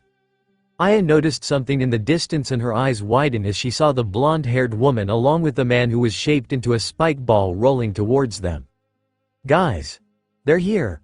Bombs were tossed onto the damaged boat, completely blowing it to smithereens. Everyone was tossed out from the explosion, getting separated. Zoro managed to grab Luffy, dragging him onto a floating wooded platform. Sanji came up swimming over towards it along with Usopp. Boruto grabbed Akisu, swimming over to the others as well. As the smoke cleared, Zoro looked around in worry. He saw the others, but Aya and Nami were nowhere to be seen. Hey Usopp! Where's Aya? Nami's missing as well, he shouted at the sniper. Usopp's eyes widened and looked around, noticing the two girls were gone. Sanji looked around wildly as he tried to find them as well. Aya! Nami! He called out to them. Now, it's riddle time again. What is it we want most? The chubby pirate smirked, looking at the group. Sanji's eyes widened, along with Usopp's and the others as well. The blonde-haired woman held Aya and Nami in her arms, who were knocked out cold. Nami! Aya! Sanji cried out. Aya! Usopp shouted. The woman smirked at the crew. Yes, you're right. We'll be taking them along with us. What did you say? Sanji shouted. Give them back. They'll be souvenirs for our Captain Bear King. The man told them. It'll be fun to see him do this and that to them. The woman smirked. This and that? The crew sputtered in shock, their eyes nearly bulging out of their sockets. Bojack tossed another bomb, blowing up the raft, destroying it. Damn it! Zoro hissed. He held onto Luffy as the group fell into the water. Luffy slipped out of his grip, sinking deeper. Sanji quickly swam towards him, grabbing Luffy. The two breached the surface, watching the woman and the man roll away with Aya and Nami. Shit! Sanji cursed. The group quickly gathered whatever they could from the wreckage. They climbed onto another piece, rolled onto a small sail as the wind blew them in the direction where the pirates went. Are we really going to get to Clockwork Island with this? Sanji asked. Be quiet. Boruto is a genius at manipulating the wind and waves, Akisu shouted at him. What are you so proud of, damn brat? Just so you know, Nami and Aya were taken 'cause you had to go and jump in the ocean. Sanji frowned at him. After all the trouble I went through to escape from them. So, what is it anyway, your treasure? Usopp asked the boy. That music box is the only thing Akisu has left of his hometown. Boruto told them. Akisu began winding up the box. His hometown? Luffy questioned. Akisu opened the lid from the music box and music started to play. He sat quietly, listening to it. When Akisu was a baby, I found him drifting in the sea. He was listening to that lullaby. That song was the only thing that would calm Akisu down. Boruto told them. So you're not real brothers? Luffy asked. We're still brothers even if we're not related by blood, Boruto said. That's right. I'm gonna become a cool thief like Boruto and never be hungry again, Akisu shouted. Luffy reached up to touch his straw hat but only met his head. His mind flashed back to Shanks, the one person he looked up to. Look, a whirlpool, Usopp pointed out. The group saw a whirlpool within the distance to the side of them. Yeah, we're approaching Clockwork Island, Boruto explained. In front of them there was a small island with a tall spiral tower stretching up towards the sky for miles. Luffy and Usopp stared in awe. So, that's Clockwork Island, Zoro murmured. So, what should we do now? We want to steal the diamond clock and you want to get your Nakama and ship back. Either way, we're all going to Trump Castle, Boruto told them. The base of those bastard pirates who took Nami and Aya. I won't forgive them for that, Sanji said. And going Mary's there, too, Usopp said, and my swords, Zoro replied. Then let's go together to Trump Castle, Boruto shouted. Yeah, Luffy grinned, nodding his head. On the island at the top of the tall spiral tower, there was a castle. Inside there was a throne room filled with many glass panels and in the center was a large glass floor. On the throne was a large man, the Bear King, who was glaring at a man and a woman who had swirly hair that pointed upwards, wearing white lab coats. The jester-like pirate was with him along with the man with goggled helmet and mustache. What? Say that again, the Bear King shouted, furiously. You've occupied this island for 7 years now. The weapon you are forcing us to build has spilled too much blood. And when that horrible weapon of mass destruction is completed, you've done enough. Please don't taint the sea with more bloodshed, the woman pleaded to him. The pirate fired at the two's feet, making the couple jump, startled. Beneath them under the glass floor, was a large wind-up key slowly spinning. Have you forgotten? This island's main key is under my complete control. You know what had happened to the island if I were to break the key? Even if you don't like it, you should just keep quiet. Show them out. The Bear King snapped his fingers and 2 members wearing numbers on the back of their clothes ran over to the couple, dragging them away. Let me go, I can walk on my own, the man shouted. Once the King Cannon is completed, everything will be in place. And then I, Bear King, will control the entire sea. I will be the Pirate King, the pirate smirked, maliciously. To the side of the room, a glass elevator rode up and the doors opened. The blonde-haired woman walked out along with the chubby pirate who was carrying Nami and Aya on his shoulders. Ah! Welcome back, Gas. Honey Queen. The mustached man ran over to them. Oh, what lovely women, Gas. Did you kidnap them, Gas? He asked her. Nami looked up at him with a dark glare, growling. Aya tried to pull herself out of the chubby man's grip. She felt her body growing weaker. She growled, looking at the pirates in the room. Stop it already, Skunk One. These women are Bear King's souvenir. Honey Queen tsked him. The Bear King walked over to them, looking at Nami and Aya, picking them up with his large hands. Oh, they're to be my brides? He grinned at them. His face was met with a foot as Aya kicked him, leaving a foot imprint. Like hell. You ugly ass fat gorilla, she shouted. He stared at her unfazed as if he didn't even feel her kick. Aya gritted her teeth as she glared at him. Aya, shut up. Nami hissed at her. I'm trying to keep us both alive. By that, I mean me. She knew that Aya could handle herself well. But Nami couldn't help but notice that Aya's kick was weaker than what she had witnessed her fighting. The man stared at Aya with an emotionless expression, silently. What are you looking at? Aya demanded. The Bear King grinned ear to ear, happily, ignoring Aya's glare that she was giving him. She's my type, he shouted. Aya's mouth dropped a little in disbelief. Excuse me? He placed the 2 girls down and took Aya's hands in his own, holding them. PP, please marry me, he sputtered nervously. No way. Aya shouted, shaking her head. Nami pushed Aya to the side, standing in front of the man. Don't mind her. It's just, we've only just met you once. And unfortunately, I hate hairy men, she told the pirate. I'll shave it all off, the man insisted. But I hate weak men even more, Nami replied. The man pulled out some weights, lifting them. I'm super strong, he insisted. But I know you can't win against Luffy and the others, Nami smiled. Yeah, my boyfriend is going to kick your ass. Aya shouted. He'll snipe you dead. His name is Usopp. Luffy? Usopp? The Bear King questioned. He's their nakama. He's a freak whose body can stretch like rubber. Nothing to worry about. The other one is a coward. He practically ran away at the sight of us. The chubby pirate told him. This guy. Would he be Straw Hat Luffy? The jester pirate asked. He pulled out Luffy's wanted poster. Eh? That weak little guy has a bounty? Queen Honey asked, taking Luffy's poster, looking at it. And I suspect Roronoa Zoro was with him as well. In any case, we should be cautious, the jester replied.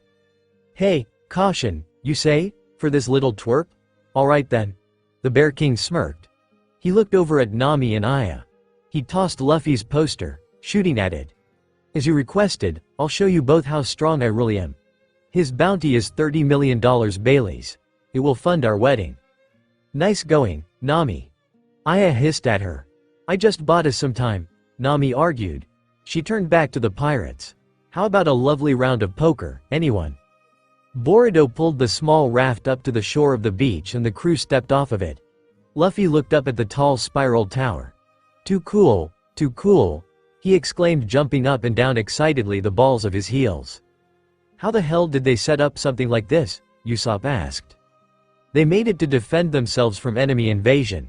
If someone tries to invade the stairway, they'll be killed before they even reach the town above, Boruto explained. Traps, eh? So how do we climb it? Sanji asked. There's an elevator running through the center shaft. When they come out to terrorize the seas, the secret door will open. So until then Boruto started to explain. The Straw Hats ignored him as they were already halfway up the stairs. Boruto's eyes widened in horror as he ran towards them. Akisu followed him as the two quickly joined up with the pirates.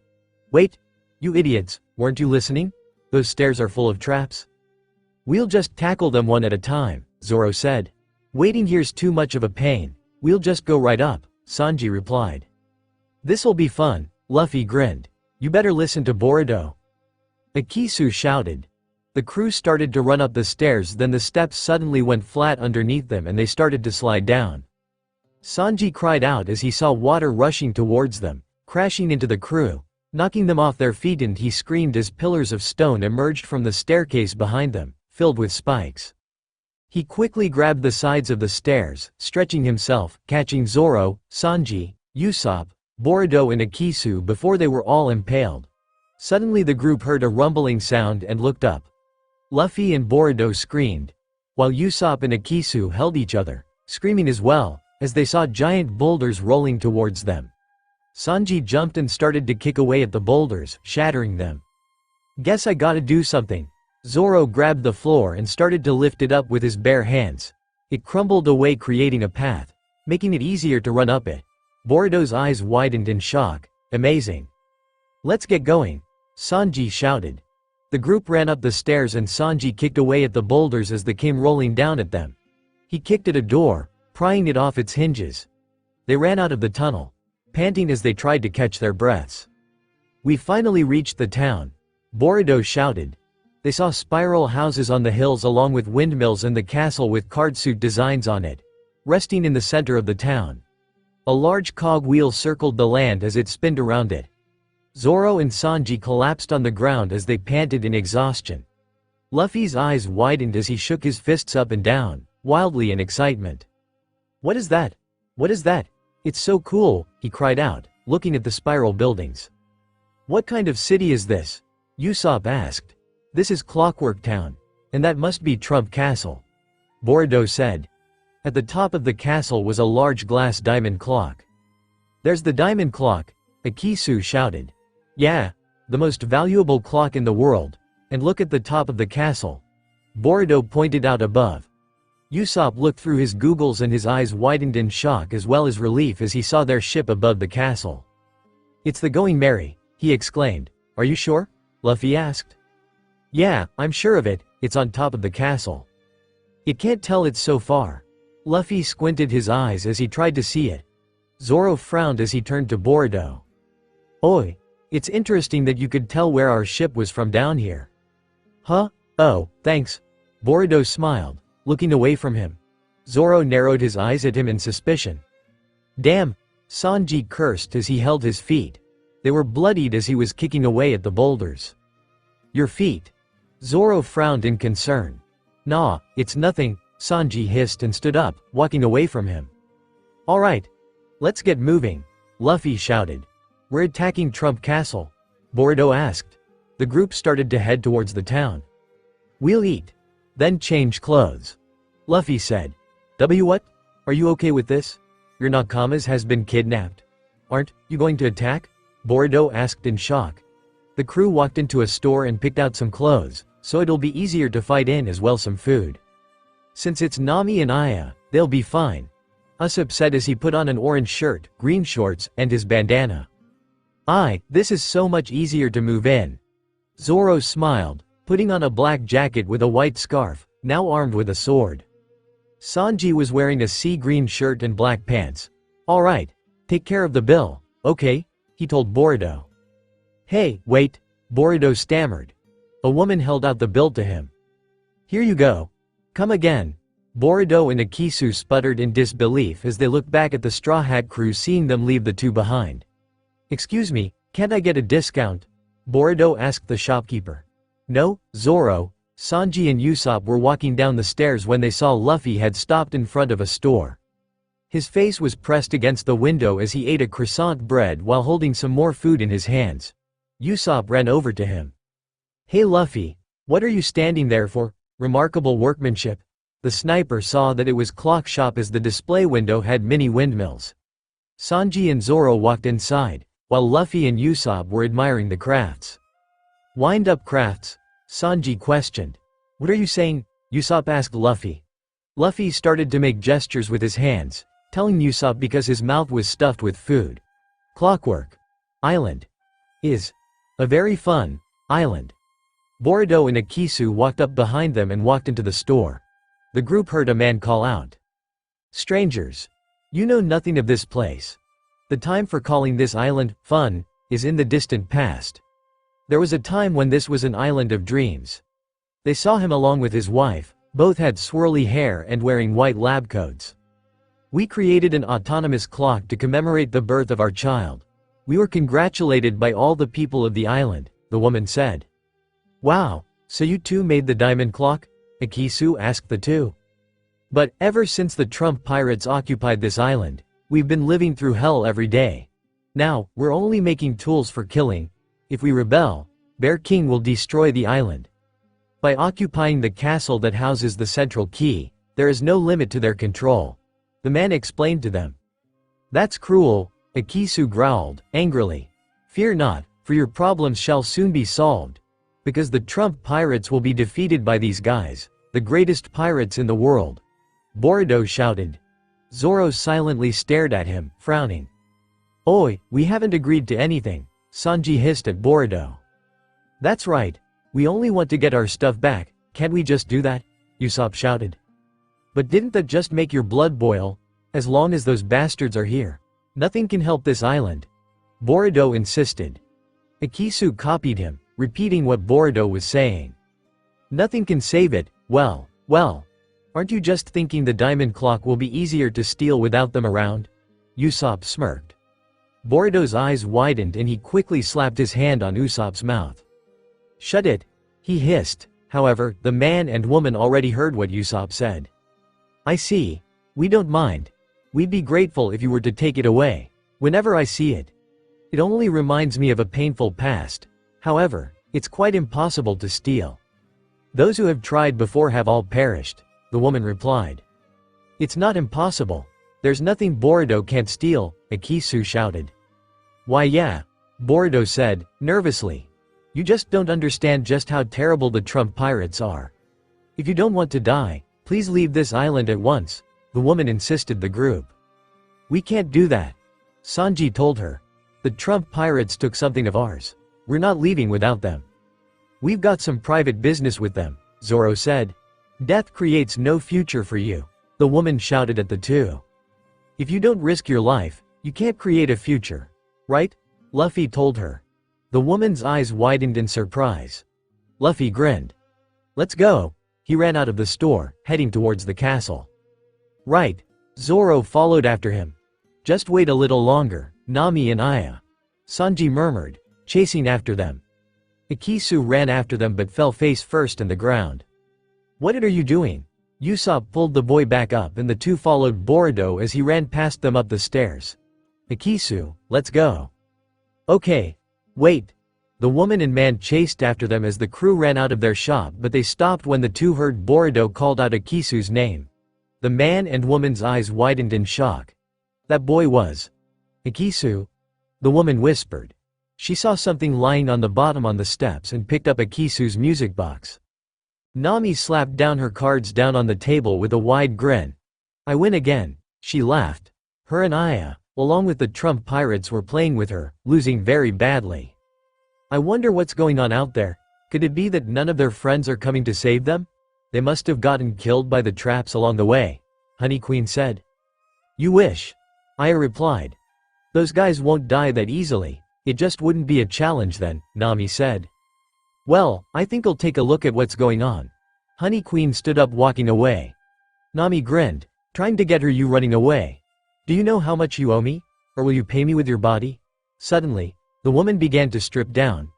Aya's and Nami's eyes widened in shock. Her body slowly began to liquefy, turning into water, and went down the pipes. What? Nami sputtered. I'll go too. Bojack grinned, hopping onto a unicycle and jumped out the window, riding down the pipeline. Nami gritted her teeth in concern. That woman, she's a devil fruit user. The Straw Hats climbed into a hot air balloon. Boruto opened the sails and ignited the gas, blowing air into the sail, flying them up towards the castle. Luffy grinned as he saw them going higher into the air. Sweet, we can see the whole island from up here, Usopp shouted. Don't get too carried away. There's a field of landmines down there, Boruto warned them. Windmills? Luffy frowned, seeing the windmills below them. He pulled out the mini windmill. They look like this thing. He tried to turn the key but it was stuck. Maybe it floated away from this island, Usopp suggested. It's not working, Luffy replied. Ikisu held his hand out. Let me look at it. Luffy handed the windmill to him and Ikisu pulled out a small screwdriver.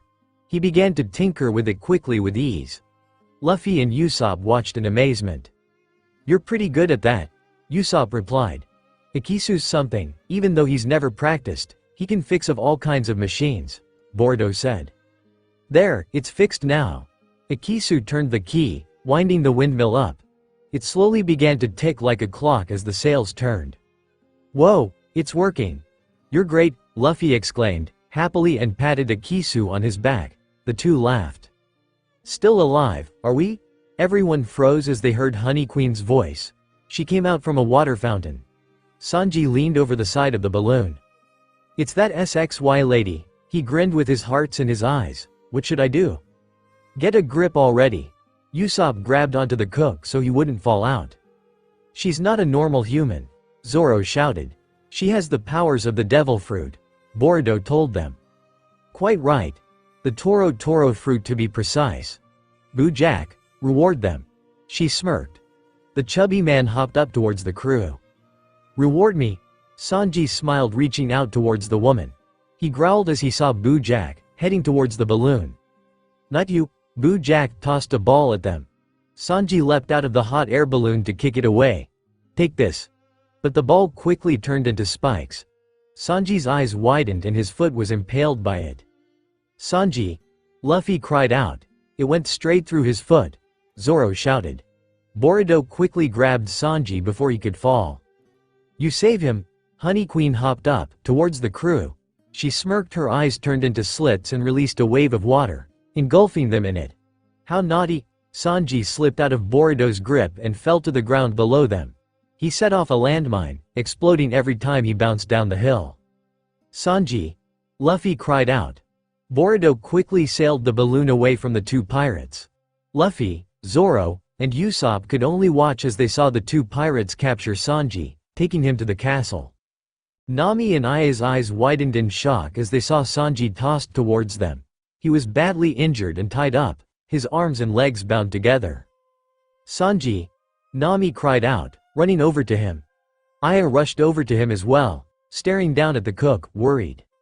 Sanji! She whispered softly. Sanji turned his head away from them. Nami, Aya, I feel ashamed to look this way. Sanji! Nami tried to speak to him, but he wouldn't look at her or Aya. Bear King grinned as he walked over to the three. See how kind I am. I didn't kill him because he's your nakama, he told Nami and Aya. Aya didn't even acknowledge him as she tried to get Sanji to look at her. Nami frowned, turning towards the large man. She stood up, stepping over Sanji, smiling at him. HMPH. I don't care about him anymore. A strong man like you is better, she smiled. Didn't I tell y'all? Bear King grinned. But marriage is a very important event in a girl's life, Nami told him. I know, he nodded. So, in exchange, my nakama. Nami was cut off by him. Bear King turned to Skunk One. Oi, Skunk One. Skunk One turned towards the window, as he flew out of it using gas. I'll help her decide gas. Wait, that's not what I meant, Nami shouted, trying to him. Bear King grabbed her, dragging Nami away from the window. He walked over to Aya to pull her away from Sanji. As he placed his hand on Aya's shoulder, she slapped his hand away.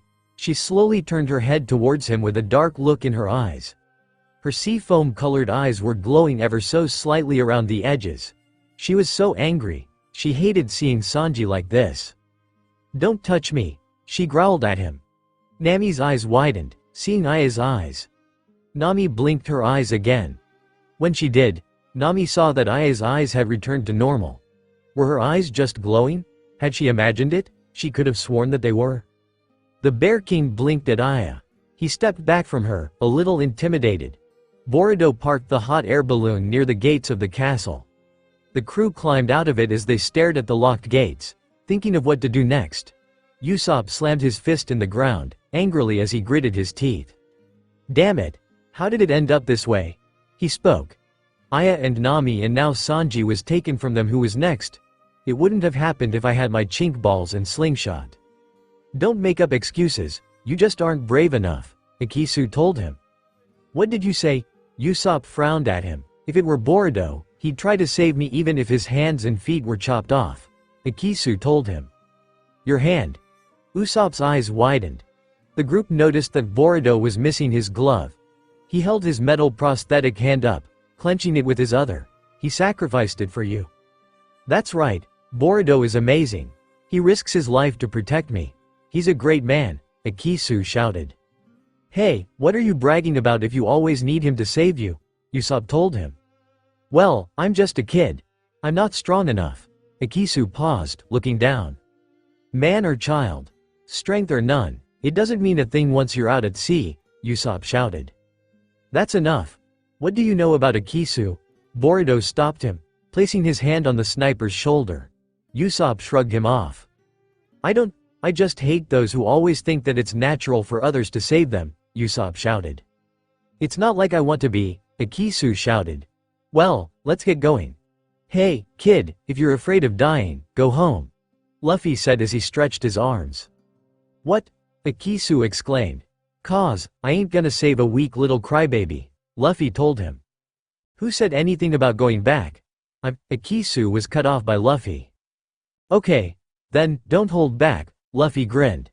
He threw back his fist. Gum gum pistol. He smashed the gates, completely demolishing it. Here I go. Luffy ran inside only to find an army of Trump pirates rushing towards him. He ran as they started to chase after him. Ah, they're after me. You think you can do this alone? Zoro ran in following after Luffy. Usopp chased after him along with Ikisu. Hey, Zoro, what do we do now? Luffy called out to the swordsman. Leave it to me, Zoro smirked.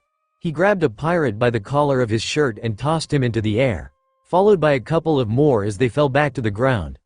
The jester pirate watched the swordsman from the window at the castle as he saw the crew storming the front gates.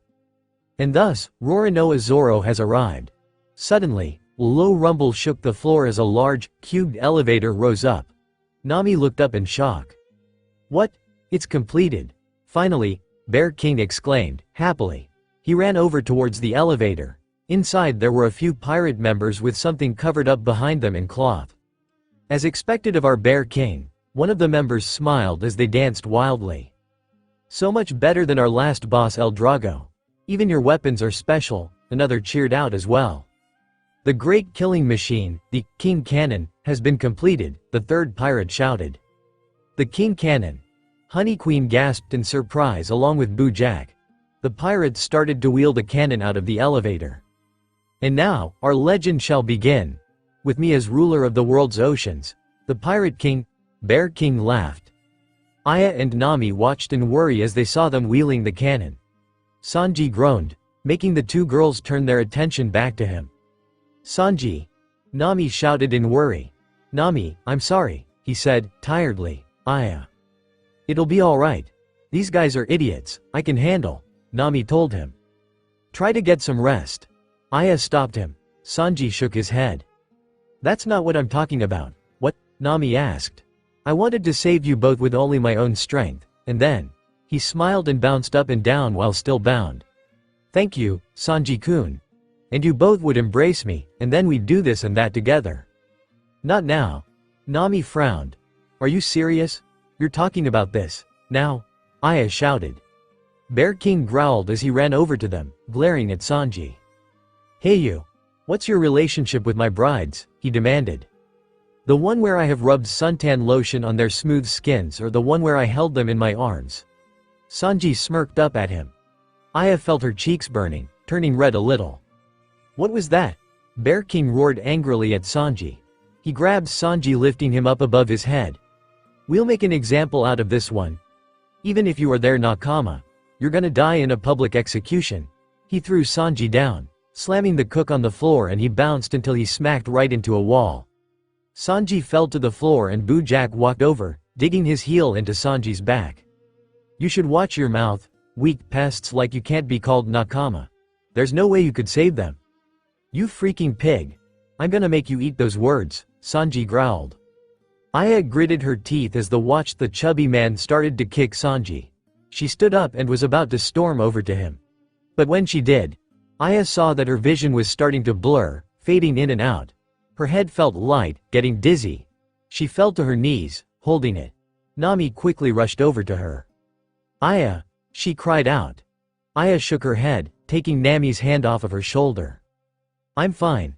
I just got up too quickly," she told her. Nami stared at her in worry before she turned towards Sanji, then looked at the Bear King. They needed to get out of here. "Luffy, where are you?" More pirates charged at the remaining Straw Hats. Luffy punched down a couple and Zoro swung his sword, taking several down. Usopp, Boruto and Akisu followed behind them as the three plowed through. Usopp covered his nose when a strong smell hit his nostrils. "It stinks. Where is that smell coming from?" he shouted. The crew looked up to find Skunk One standing above them on top of a lamppost. "Welcome to Trump Castle. Your Nakama have been waiting for quite some time, Gas." He grinned and pointed up towards the castle. Luffy and Usopp looked up to see Sanji tied up on the rooftop. "Sanji!" Luffy shouted. "But Bear King seems to be in a good mood, Gas. Now, who shall be next to be captured, Gas?" Skunk One asked. He dispelled some gas from his pack. Usopp and Akisu ran away from it. While the gas engulfed Luffy, Zoro and Boruto inside of it, the three covered their nose. "Ah, gross!" Luffy cried out. "What is this smell?" Zoro questioned. "It's paralyzing gas. If it gets in your system, soon you won't be able to move and completely helpless, Gas." "I'm full of gas, Skunk One grinned. "He's not joking. If he lets out that much..." Zoro stumbled on his feet as he struggling to stand. He quickly turned towards Luffy. "Luffy," he called out. The captain was sitting on the ground, weaving from side to side. "Ah, it's no use. I don't feel like doing anything," he told Zoro. "Oi!" Zoro growled angrily. Usopp turned to Akisu and they saw the rest of the group starting to fall on the ground. Akisu, you said before I didn't have any courage, right? Then you better watch me carefully now, brat. And see just how great I, Captain Usopp, can be. He towards the pole to the pirate. Usopp! Akisu cried out. Usopp climbed up and grabbed onto Skunk One from behind. Hey, let go! He shouted, trying to shake and kick the sniper off of him. And no way, I'm letting go, Usopp shouted. He's crazy, Boruto murmured. I'll take care of him, don't worry, just hurry and go, Usopp shouted at the group. Skunk One began to take off, taking Usopp with him. Usopp! Luffy shouted. Why don't you give up? Skunk One said. However, the Trump pirate began to lose control of his gas. Usopp had placed his mouth on the hole, preventing it from coming out. Usopp! Akisu cried out in worry. Akisu! Let's go! Don't waste his courage! Boruto shouted. Skunk One began to slowly carry Usopp up towards the roof of the castle while the sniper clinged onto him, trying to stop him. Luffy ran towards the castle along with Zoro and Boruto and Akisu while more peered to stop them. Skunk One landed on the roof and Usopp fell off of him, unable to hold on any longer. He collapsed onto his back, unable to move. Skunk One growled and kicked Usopp on his side, angrily. Damn you! He shouted. What a nuisance, he should have been unconscious ages ago. Usopp! Nami cried out. Aya's eyes widened as soon as she saw him. Usopp! Bear King smirked down at her. The sniper who would shoot me dead, eh? He mocked her. Aya gritted her teeth. She turned to Usopp, who was lying unconscious on the ground, completely paralyzed. She tried to run over to him and Nami as well. Bear King held the two girls back. You worried about that man? Bear King asked. Get your hands off me, Nami shouted, smacking his hand away from her. Of course, he's my nakama. The only person you need to worry for is me. Bear King turned to Skunk One. Tie him up and execute him too. Don't you dare, Aya growled. She ran towards Skunk One, throwing back her fist to punch him. The pirate jumped over Aya, dodging her attack. Aya quickly turned around to see Skunk One reaching out to her to grab her. Aya moved away from him, jumping back as she landed near Sanji. Aya saw her vision started to get hazy again. She blinked and shook her head, seeing Skunk One charging towards her again. She managed to leap over the man, grabbing onto Skunk One's pelt jacket and flipped him over her shoulders, tossing him. Skunk One landed on his back next to Nami and Bear King.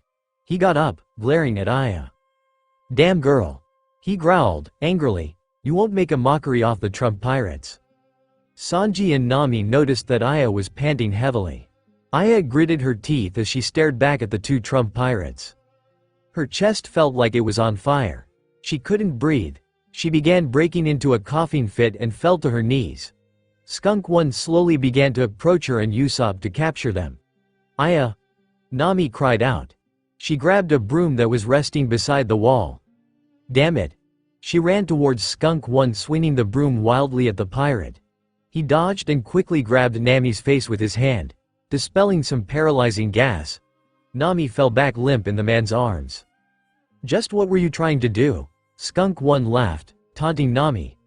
Nami glared at him and Skunk One handed her back to Bear King.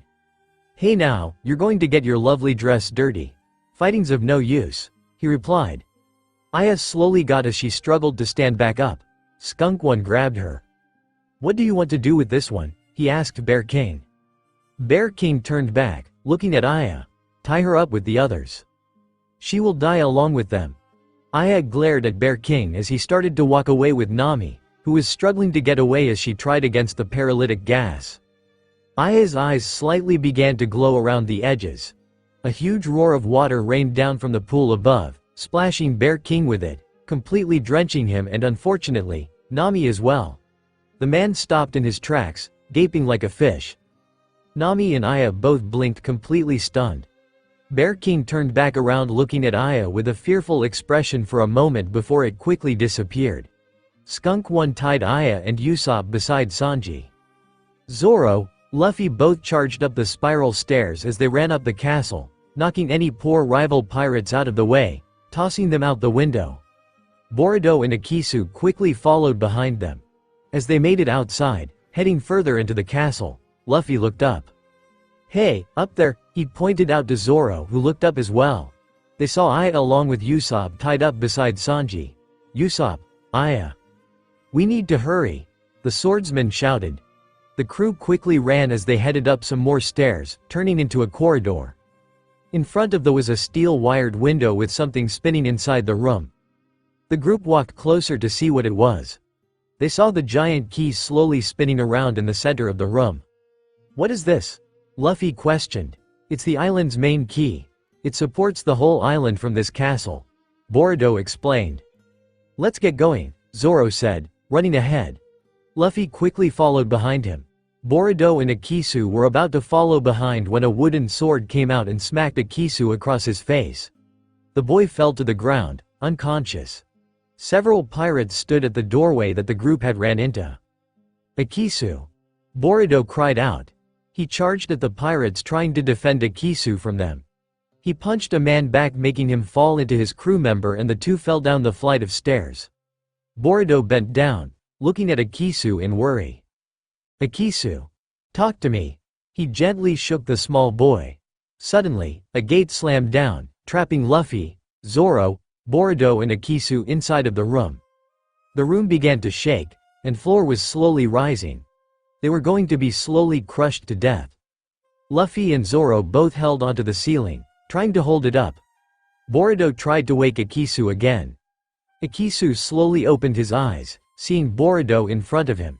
He turned his head, looking away. "I had to rely on you again, Boruto," he said, sadly. "Don't worry about those stupid things. We're brothers," Boruto assured him. "Why is this so heavy?" Luffy groaned. "It's a trap, we won't last long." "Hey, Boruto, help us out," Zoro shouted at the man. Boruto stood up, holding Akisu in his arms. He turned back to Luffy and Zoro. His lips turned into a smirk. Luffy and Zoro both stared in disbelief. "Well, you guys sure are in a predicament. What a disappointment. Looks like even with all of you together, you can't beat the Trump pirates." Boruto walked past the two, carrying Akisu. "What?" Luffy asked, still confused. "I even stole your ship and brought you here," Boruto said. "You're the one. Who took our ship?" Luffy said in disbelief. "I knew that there was something fishy about you. Aya did as well. It was you all along. You tricked us so you could steal the diamond clock," Zoro hissed, angrily. Boruto hopped down from the moving platform as the two were out of the moving death trap. He placed Akisu down on the stairs, facing his back to Zoro. "I never wanted that from the start." "What?" the swordsman asked, confused. "What I wanted was for you guys to defeat the Trump pirates, to free this island. That was all," he explained to Luffy and Zoro. "But why?" Luffy asked. "For him," Boruto told them, looking down at Akisu. "I wanted to see him return to his family living on this island." "So, this island is Akisu's," Zoro murmured. "It's his hometown," Boruto replied. Luffy gasped and his eyes widened in shock. "Sorry to have dragged you into this. I've got another favor to ask. If something happens to me, please take care of Akisu," Boruto told the two. "What are saying?" Zoro shouted at Boruto in disbelief. "As things are, looks like it's up to me to fight them." "You moron. You know you can't win. Come and help us," Zoro shouted. "If I risk my life, maybe I can create a future for him." Boruto smiled, looking at Akisu, then headed up the stairs, leaving Luffy and Zoro. "Boruto," Zoro called out to him, but Boruto ignored him. "That fool. Does he want to die? Hey Luffy, can't you do something about this ceiling?" "There will be none of that." The two heard a voice shout out to them. "Great, what now?" Zoro retorted. Luffy and Zoro's eyes widened as they saw a door sliding open in front of them, seeing the jester Trump pirate, standing in front of them. Zoro blinked as he looked at the man, frowning. "Roronoa Zoro, it has been quite a while. You gave me this scar, right here on my face. I shall never forget that." The jester made an angry snarl and gestured to the scar on his face. He pulled out his sword, pointing at Luffy and Zoro. "Zoro, do you know this guy?" Luffy asked him. The swordsman stared at the pirate, trying to think. "You? Who are you?" The jester stumbled on his feet in disbelief. What? Don't you remember? He shouted at Zoro. Nope. I don't remember weaklings. Zoro replied. The jester pirate gritted his teeth in anger. Then I'll make you remember, he spoke. The techness upon you. Don't you mean catastrophe? Zoro corrected him.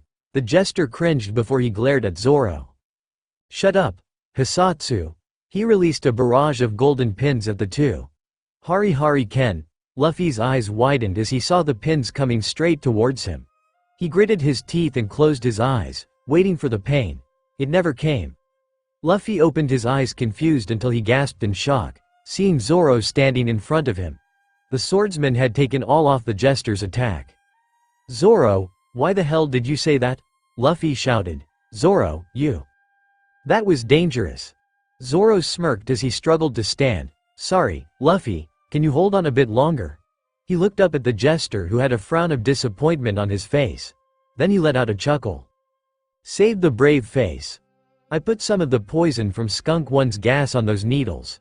Your body will soon be unable to move, the jester explained. Damn it, Zoro hissed. He charged at the pirate with his sword. The jester pulled a chain, and a gate fell down between him and Zoro, stopping the swordsman from getting to him.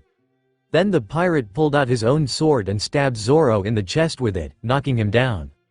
Zoro! Luffy cried out. While you were crying a bridge came to you, the jester taunted. It's B, stupid. Zoro retorted before passing out from the poison. The pirate gritted his teeth angrily, glaring at the swordsman. He opened the door and walked over to Zoro, picking him up. He walked away as he carried Zoro on his shoulder. The two rode up the elevator, leaving Luffy with the crushing death trap. Zoro! Luffy cried out. Usopp blinked as he started to wake up. His eyes widened as he saw Aya, Sanji, Zoro beside him tied up. What's going on? He exclaimed. Nami watched as she gritted her teeth with a fearful look in her eyes. Where was Luffy? What happened to him? Where's the $30 million Bailey's guy? Bear King asked. By now he's been crushed under the ceiling, the jester smirked. We were able to show Bear King genuine strength without him fighting, Honey Queen shouted gleefully. And now you'll marry her, right? Bojack asked. I'll go immediately to prepare the wedding's party gas, Skunk One shouted. Alright then. The main attraction will be the testing our ultimate killing machine, the King Cannon. Bear King pulled off the cover from the cannon, revealing it. Nami's eyes widened when she saw it. It was a large steel cannon, covered in suit card designs. The targets will be those four, Bear King declared. What did you say? Nami exclaimed. And then you'll become the bride of the Pirate King, he told Nami. He placed his finger underneath Nami's chin, making her look at him. How's that? You must be overjoyed. Nami glared up at him. She raised her leg and kicked at the man's forehead with her high heels. Who the hell would marry something like you? She growled. Are you aware of what you're saying? Bear King frowned. Compared to being married to something like you, I'd rather die along with them.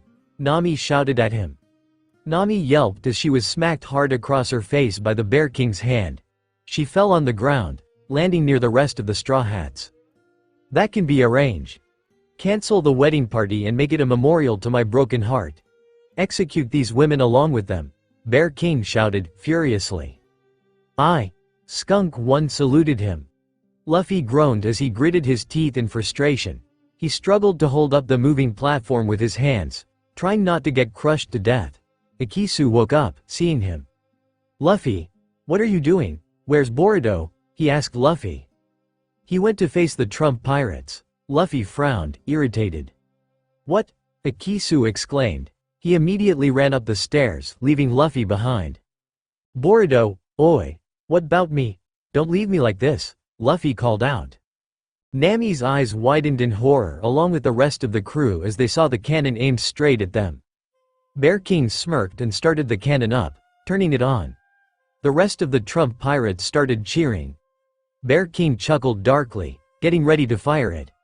But his grin dropped as he saw the large, cubed elevator rose up from the floor, blocking the cannon from the crew. It was Boruto. What? You? Bear King sputtered in confusion. Boruto chuckled and tossed off his cape, revealing that he was wearing vest strapped with dynamite. He lit up a lighter. Sorry, I went ahead and stole all of your dynamite." "That voice!" Usopp shouted. "Boruto," Sanji exclaimed. "That idiot's going to get himself killed," Zoro hissed. "If I die, then I'm taking you all with me," Boruto shouted. Bear King quickly hopped down from the cannon. He began inching slowly towards Boruto. "Are you stupid?" he smirked. "What?" Boruto's eyes widened, frowning. "You can't use something like that in here. Look closely. Do you want to destroy the island's key?" Bear King pointed out as he stopped on top of the glass floor. The key spinned below him. The island's key," Boruto sputtered in shock. "Do it if you dare. The whole island will be destroyed. You know that, right, boy?" Bear King told him. Boruto gritted his teeth, glaring at him. Bear King quickly charged at him, slamming Boruto into the elevator, making an indent. His dynamite vest broke apart, falling onto the floor. Then the Bear King began to toss Boruto around, slamming him on the floor and smacking him inside of the elevator, making more indents. "Boruto!" Usopp cried out in worry. Nami watched in horror as well. Bear King smacked Boruto down and he landed near the jester's feet. Like dried bits of fish flying into the flame, he smirked down at him. "It's Ma's, dumb ass," Boruto retorted. The pirate growled at him angrily and lifted Boruto in the air to finish him off. A wooden sword smacked into the pirate's leg.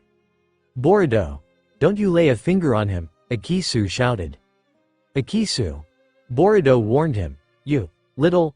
The jester threw his fist and slammed it down hard on the boy's head, knocking him out. Luffy growled as he struggled to hold the platform. He frowned when he heard something falling above him, then it landed near his feet. Luffy's eyes widened when he saw that it was the mini windmill. "This is..." He let out a furious roar and pushed up against the ceiling, coming down on him. Above in the throne room, the floor started to quake. Everyone stopped, looking around confused. It was becoming louder and louder as something was smashing through each floor within the tower. Suddenly, room after room emerged from the floor. "What the..." Bear King's eyes widened in disbelief. More rooms rose out of the floor and were tossed out window as everyone watched in shock. Long arms stretched out from underneath. Luffy pulled himself up and landed on the floor as he panted, catching his breath. "I'm here," he shouted. "Luffy," Usopp cried out. "Took you long enough, jerk," Sanji replied. "Luffy," Nami cried out as well. "About time," Zoro smirked. "Agreed," Aya replied. "So, you're Straw Hat Luffy?" Bear King asked Luffy. Luffy looked around, ignoring the tall man in front of him. "Hey, where's everyone?" He looked down when he saw the dynamite, lying on the floor. He grinned, picking it up. Boruto and Akisu's eyes widened in horror as they saw Luffy lighting it. "Look what I found." "What the..." Bear King stumbled back away from the Straw Hat Captain. "You idiot!" Boruto and Akisu shouted at Luffy. Luffy turned to them confused. "What? Oh, should I get rid of it?" He tossed the dynamite away and it landed inside the elevator. Boruto and Akisu screamed, and the dynamite exploded. Everyone's mouth dropped open wide in the room, looking at Luffy in shock and in disbelief. "So, where are my crewmates?" Luffy asked them. "You just blew them up," Boruto and Akisu shouted at him. "What?" Luffy exclaimed. Zoro stepped out of the smoke, along with Sanji, Aya and Usopp. They were a little burnt from the explosion and had a few bruises and dirt on them. "Luffy, you're always so reckless," Usopp shouted. "Why killed us?" Aya shouted at him. "Forget about it. He got us out, didn't he?" Sanji replied. "Yeah, seems that way," Zoro muttered. "Oh, you all came out okay," Luffy said, nonchalantly. "Why do you sound disappointed by that?" Usopp shouted. 3 of the Trump pirates charged at them. Skunk One went after Usopp. He screamed and he quickly climbed up the wall, reaching the pool, heading towards the Going Merry. Skunk One chased after him. "Usopp!" Zoro called out to him. He was about to jump in to help the sniper when the jester slashed out at Zoro. The swordsman jumped out of the way, dodging his attacks. Sanji untied Nami's hands. Aya glanced over at Aya in worry, seeing that she was struggling to stand on her feet. His eyes widened even more when he saw Boo Jack running towards her. Sanji quickly jumped in between the two. "I won't let you touch her or Nami, and I'm going to kick the hell out of your riddling ass." "You're going to kick me?" Jack laughed at him. What can you possibly do with feet as badly injured as that? Bast! Sanji growled, getting ready to charge at him. Sanji stopped in his tracks. His shoe smacked him in the face. What the hell are you? He blinked in confusion when he saw that it was his shoes. Sanji looked up to see Usopp leaning over the edge of the roof from the pool, realizing that he had tossed it down to him. Usopp. Skunk 1 flew up behind the sniper. Usopp quickly pulled out his slingshot. Special attack. Rotten egg star. He fired the egg right in the pirate's face. Skunk 1 fell onto the deck of the Mary holding his nose. It reeks. Rotten egg gas. I can stand it, Skunk 1 cried out in disgust. You're the one to talk. Usopp retorted. You bastard, Skunk 1 shouted angrily and got up and charged at the sniper. Usopp screamed and grabbed Zoro's swords along with Aya's medicine bag. He quickly tossed them over the Mary. Nami, catch these, Usopp shouted to her. Nami saw the swords and the bag following down towards her. She held her hands out and managed to catch them in her arms. Zoro smirked and quickly rushed over towards her. The jester quickly followed behind him. Thanks, the swordsman quickly grabbed the swords from Nami just as the jester threw down a strike with his own sword and deflected it. Zoro! Nami cried out. Attacking from behind. Bad form. Zoro smirked back at the jester. The pirate's eye widened a little and he began to sweat nervously as he stared back at Zoro. Nami looked down at the bag in her hand in confusion. What is this? Aya stumbled over to her, taking it from her. That's mine. Aya told her. Nami blinked in confusion when she saw Aya opened it up and took out a pill out of it. Swallowing it, then tied it back up. Nami stared at her, silently in concern. She knew that Aya was sick, but just how sick was she? Aya handed it back over to Nami, heading back into the throne room. Look after this for me, please. Don't lose it. Aya. Wait. Nami tried to call out to her, but Aya had already ran into the throne room. Bear King threw a fist towards Luffy as he tried to punch him. Luffy quickly dodged out of the way. Gum Gum Gatling Gun. He began to unleash a barrage of fists into the Bear King's stomach. But it didn't even faze him. It didn't leave a mark. Luffy's eyes widened and blinked in confusion. What? Not even a scratch. Boruto stammered in shock. My body is strong as steel. The power of the Kachi Kachi fruit. A flimsy little rubber twerp like you can't beat me. Bear King smirked at Luffy as he explained. I see. That's how it is. So, it's impossible. Luffy grinned, tapping his fist on his hand. Don't agree with him, Boruto shouted at Luffy. Hey, admitting defeat already? Bear King laughed. Nope. That's not it. We never lose, you know, Luffy replied. What? Bear King exclaimed in surprise. Then he was smacked back as another fist slammed into him, knocking him into the ground. He growled and sat up but froze when he saw Aya standing in front of him. Luffy grinned. About time you joined in, he called out. Aya smirked, cracking her knuckles as she stared down at the Bear King. I am so going to enjoy this. Jack and Sanji began to face off against each other. HMPH. What difference will it make by putting those on? A weak guy like you can't protect anything. The chubby pirate retorted. Sanji placed a cigarette in his mouth. Hey, do you have a light? Just die against my toge armor? Jack transformed himself into a giant spiky ball again and darted straight towards Sanji. Sanji quickly kicked him with ease, sending the chubby pirate slamming into a bell. He began to fall down, and Sanji jumped towards him. What is it? He kicked Jack down, slamming him onto the floor. That you just said that I can't do? Sanji kicked him again, sending Jack into the wall. Honey Queen yelped as Jack nearly slammed into her. Sanji darted towards him again, slamming his foot down onto the pirate. Jack crashed through the floor, falling down a few levels. This guy's awesome, Akisu exclaimed. Sanji jumped down following after Jack as he fell.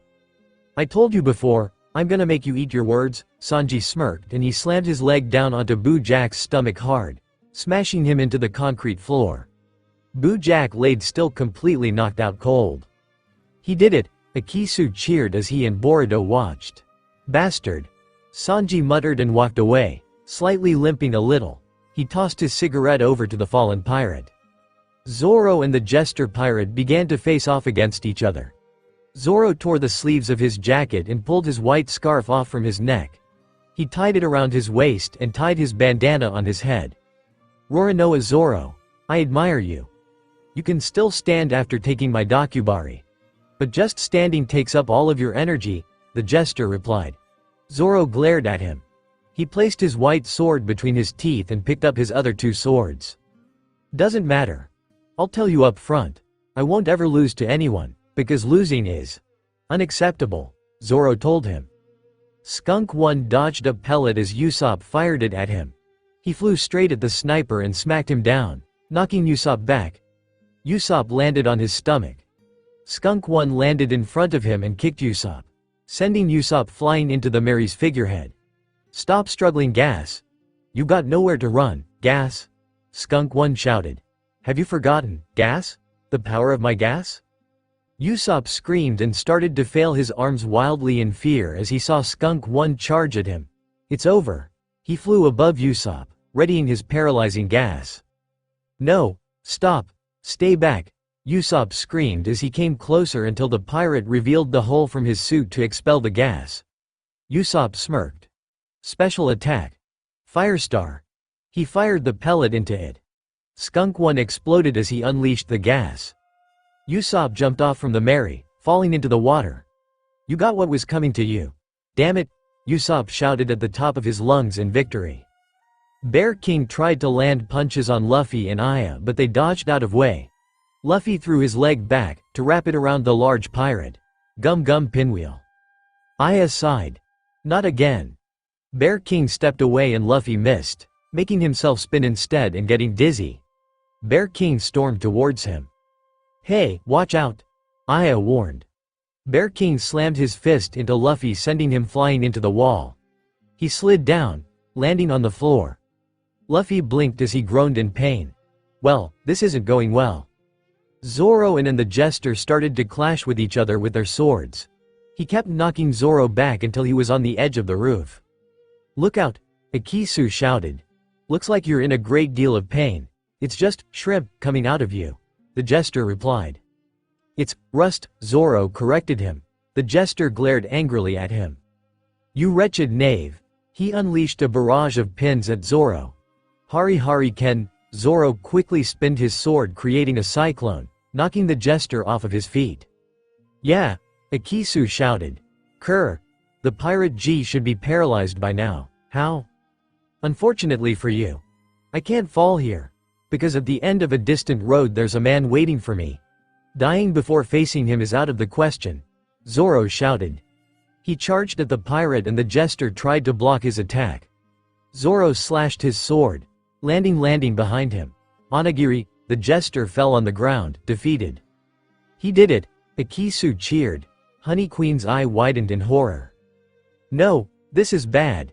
She screamed and took off her clothes and ran towards the pipes. Nami picked up another set of pipes, rerouting it, while holding a jar in her arm. The water devil fruit user fell into it. Hope you had fun, Nami smirked and sealed up the jar with the lid, trapping the woman inside of it. No way. Let me out. Let me out. Nami began to tie up the jar with rope, numerous times, making sure that Honey Queen could not escape. It's no use, Nami told her in a sing-songy voice. Suddenly, she was knocked down when a loud crash filled the room. Bear King knocked Luffy and Aya into the wall, slamming them into it. Crap, what's with this guy? Luffy shouted, holding his head. Bear King charged at them and Luffy tried to throw a punch when Aya tried to land a kick. He grabbed Luffy's wrist, sending him flying towards the ceiling, and grabbed Aya's leg, slamming her into the floor. Luffy! Aya! Nami shouted. Then the Bear King's fist began to glow red, getting hotter and hotter. Aya got up as she saw it happen. Shit, she cursed under her breath. He charged at the two, trying to burn Luffy and Aya. They quickly dodged it. Aya landed a few feet away from the two, gritting her teeth. How could they defeat this guy? There was no way. The man's body was built completely out of steel. Nothing was getting through. Aya's eyes widened when an idea came to mind. She slowly turned her head towards the cannon. Seeing it resting in the center of the room, she smirked. Gum gum. Luffy threw a fist at him, but Bear King grabbed it with his hot hand. Luffy's eyes widened as he tried to quickly pull it back. Hot, hot. Hey, Rubberman, it's over. Bear King smirked as they threw a strike at Luffy. Bear King. Aya roared out, making him stop his attack. Luffy's eyes widened as he saw Aya in the cannon. She fired it at the Bear King, unleashing a cannonball. It crashed through the window, sailing several yards away, landing into the sea. The shockwave sent large waves, crashing into the Trump pirates' ships, engulfing them with it. Nami watched from the windows, in awe at how strong the cannon was. Bear King slowly turned back towards Aya, glaring at her. She stared back at him defiantly. That was a warning. The next one won't miss. Which? That's my Great King cannon. Bear King pulled out his pistol, aiming it at her, and fired it. Luffy's eyes widened, as did Nami's, as they watched in horror. Aya! The two of them cried out. Aya's eyes widened in horror as she saw Akisu jump in front of the bullet, taking the blow for her instead. Boruto's eyes widened in horror as well. Akisu! He screamed. Akisu was knocked back as he fell out the window. Boruto rushed over towards the window, looking out of it. Akisu! He saw that Akisu had landed on a piece of metal from the window. He was bruised up but safe. I guess this makes me a real man of the sea, Akisu said, weakly. He slipped off and started to fall. Akisu! Boruto jumped out of the window, catching him, and released the parachute from his pack. Akisu, hold on. Hey, how nice of you to get yourself shot. Though why you'd want to save someone that much is beyond me. What an stupid, pathetic little brat. Bear King laughed. Aya glared at him, as did Luffy. What did you just say? Luffy asked, clenching his fists. I said that he's a stupid, pathetic brat, Bear King shouted. I am gonna make you pay, Luffy roared, furiously. He charged at Bear King, grabbing onto his red arm. Luffy's eyes widened in pain as he gritted his teeth, feeling his hands burning. Aya looked down at the glass floor beneath her, seeing that it was starting to crack. One more shot, it was going to completely cave in and also destroy the island key as well. This cannon need to be destroyed. It was too devastating. Aya looked back at Luffy as he was struggling to hold Bear King in place. Aya! Shoot! Bear King's eyes widened a little, realizing what the two were planning. He tossed Luffy to the side, knocking him away, and Aya fired at the same time. The cannon smacked right into Bear King, hitting its target, sailing him out the window. Half of the walls were destroyed as some of the roof of the castle was starting to crumble. Zoro, Nami, and Sanji stared in shock. Luffy grinned as he got up, but it fell as he saw the floor beneath Aya, shattered to pieces. Aya! Aya screamed as she felt it gave away underneath her, taking the cannon with it. She quickly climbed out and jumped. Zoro rushed over and grabbed Aya's hand just before she fell into the island's key, getting crushed to death. The cannon slammed into it, getting snapped in half by the key. Sanji ran over, grabbing Aya's other hand, helping Zoro pull her out. A huge explosion eroded from the bottom of the pit, shaking the entire island. The key fell as more explosions went off. What the? Sanji murmured in surprise. Nami gritted her teeth. It can't be. The island key, she shouted. The key? Sanji's eyes widened. The entire island was coming down. Hey, this isn't good. What's going on? Usopp called out. We need to get out of here, Aya shouted. Yeah, Usopp agreed. Hey, Luffy! Zoro called out him along with the rest of the crew. Luffy! Nami tossed Luffy his hat back to him. He caught it and the Straw Hats ran out, climbing out onto the roof, boarding the Mary. The islanders, along with the man and woman with swirly hair, watched from afar as they saw the explosions from the castle, followed by several more, spreading throughout the island. The island's key been destroyed. The island is destined to crumble with it. Is everyone ready? The man said. Akisu, Akisu, Boruto called out to Akisu, trying to get him to wake up. The boy groaned as he slowly opened his eyes. Akisu, are you alright? It only hurt a little. Akisu smiled and pulled out a sheet of metal from underneath his shirt. It had stopped the bullet. You had me worried there. Boruto sighed in relief. Akisu frowned when he heard something from the distance. Boruto, I can hear something. As did everyone else. It was coming from the diamond clock as it chimed, ringing out loudly across the island. The man and woman stood looking at it completely stunned. The diamond clock is chiming. The man replied. It hasn't chimed for so long, the woman said. This melody. Boruto murmured. The Straw Hats were getting a parachute, preparing to attach it to the Going Merry. They paused when they heard the music coming from the clock as well. It sounds like Akisu's music box, Sanji replied. Boruto and Akisu met up with the islanders and spotted the man and woman, who was holding Akisu's music box in her hands. Akisu walked over to her. The one who made that music box. Could it be? You miss, the woman nodded. Could you be? Boruto stammered. Yeah, the man answered him. I could only hope that my child wouldn't die. I could only hope, the woman replied. Then you are Akisu's mother, Boruto said. Akisu's eyes widened. He turned back to the man and woman. They were his parents. Suddenly, the clock stopped chiming, going dead silent. Everyone gasped as they looked back at the island, seeing it crumbling away. The giant cog wheel fell from the sky. The Straw Hats quickly released the parachute before the island took them along with it. The wind blew into the sails, drifting them away from the exploding island. The islanders opened their parachutes, safely getting away, landing in the water. The island fell into the depths of the sea. It's so ironic. The weapons we created destroyed our island, Akisu's mom said. It couldn't be helped. It was fat memories of the past 7 years. As long as we still have our skill, we can build a new island, Akisu's father spoke. Yes. This is the future that we opened by risking our lives. We will gladly take it, Akisu's mom said. The islanders managed to steal a couple of boats from the Trump pirates. Akisu's mom looked down when she saw that he had a small cut. Oh no, you're bleeding. Akisu pushed her hand away from his face. I'm fine. I'm a brave man of the sea, he exclaimed. Akisu's father and Boruto watched the two. Mom. Akisu murmured. Akisu's mom eyes widened in surprise. He smiled, holding her hand. Mom, your hands are warm. He began to cry and Akisu's mom pulled him closer to her, hugging him tightly in her arms. Akisu. The Straw Hats were preparing to leave, talking with Boruto one last time before they took off. Hey, you okay about this? Luffy asked him. Yeah. His folks are great people. Akisu will be happier with them. I don't feel the least bit lonely. In fact, I'm relieved to be alone. He's always tripping me up.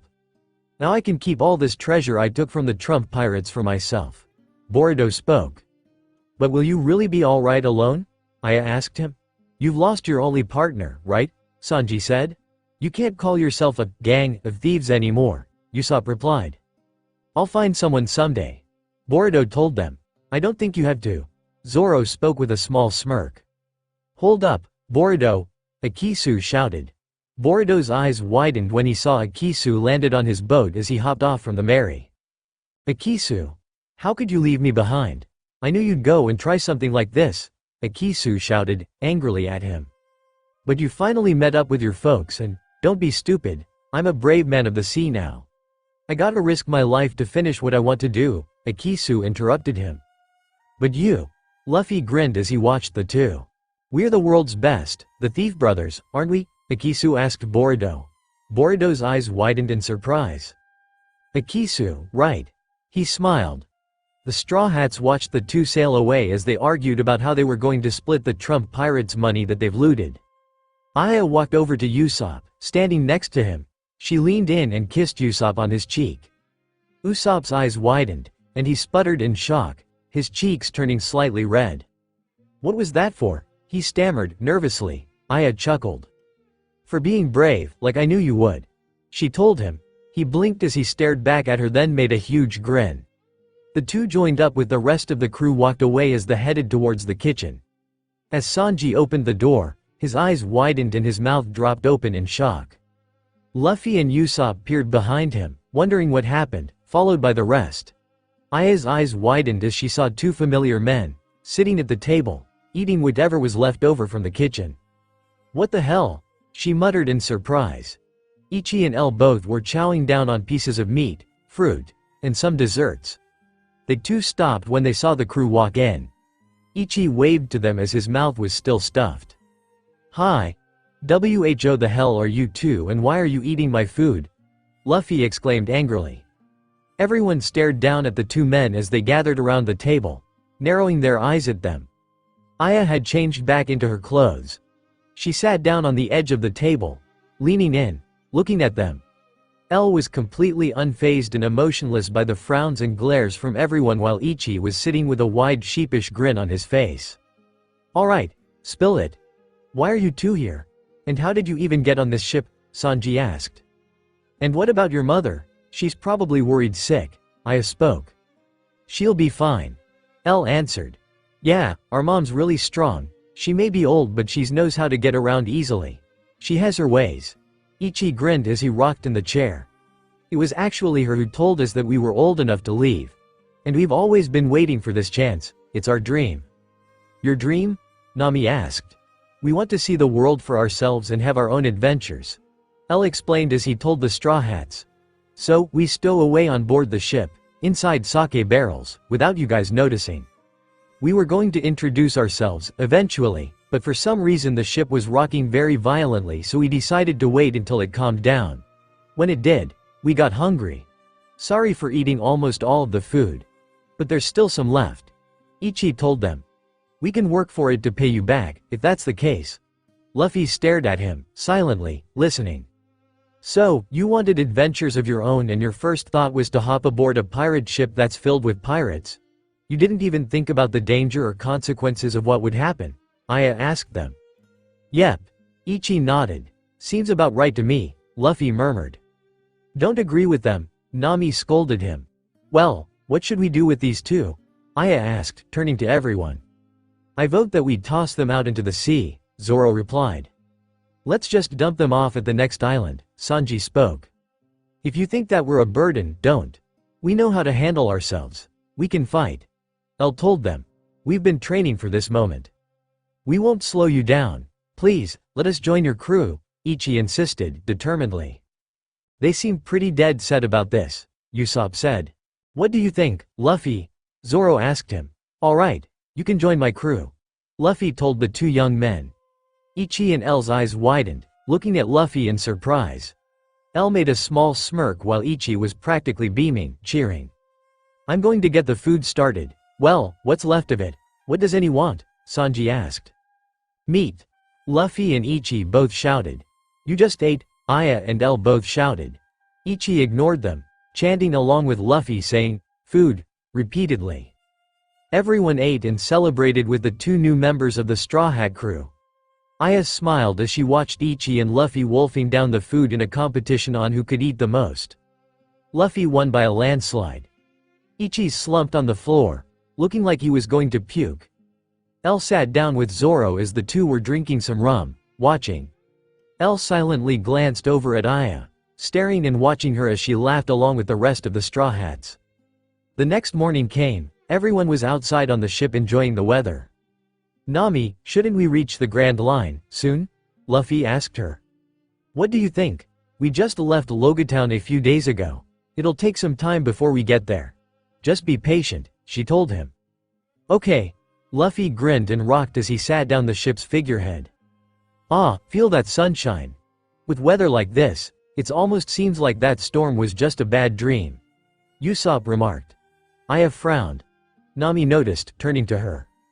"What's wrong?" she asked. "You've had that strange look on your face for a while now." "Nami, this may sound crazy, but it feels like we're not even moving," Aya replied. Nami's eyes widened a little. She looked around, quietly looking in the surroundings. Zoro hummed, noticing too. "She's right, I feel it too. We're dead in the water." Nami looked up at the mast seeing that the sails weren't moving. "Now that you've mentioned it, the sail isn't appearing to be catching any wind at all." Then Nami's eyes widened in realization and she let out a scream. Luffy, Usopp, Sanji jumped completely startled by the woman's scream. Ichi and L looked up at her. "What's wrong?" Luffy asked. "Are you hurt?" Sanji shouted in worry. Nami's eyes were filled with horror as her face went completely pale and started to sweat, nervously. "We're screwed. We've entered the calm belt," she cried out. The Grand Belt? Luffy questioned. What's that? Usopp asked. Calm Belt, a part of the sea where nothing moves a muscle, Nami told everyone.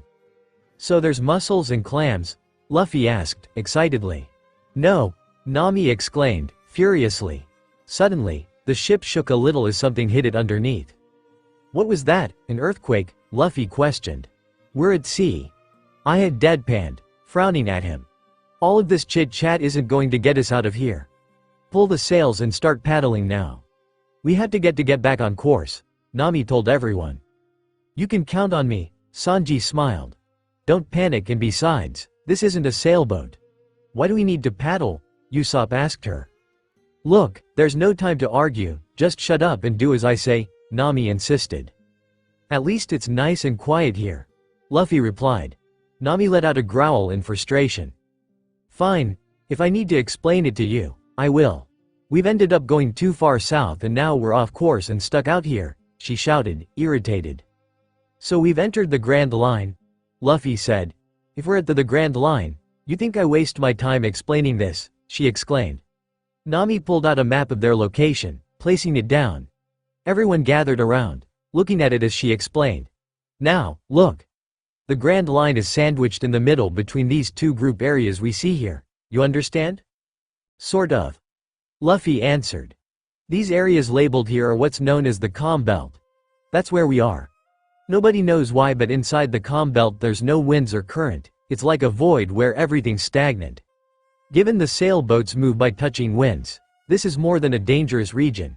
It could be fatal, get it? Nami finished. Nope. But it sounds like we're in big trouble, Luffy replied. Good. Nami sighed. So, this is what that geezer meant when he said that it was dangerous, Sanji frowned. Well, that explains why we haven't gotten a single gust of wind, Zoro murmured.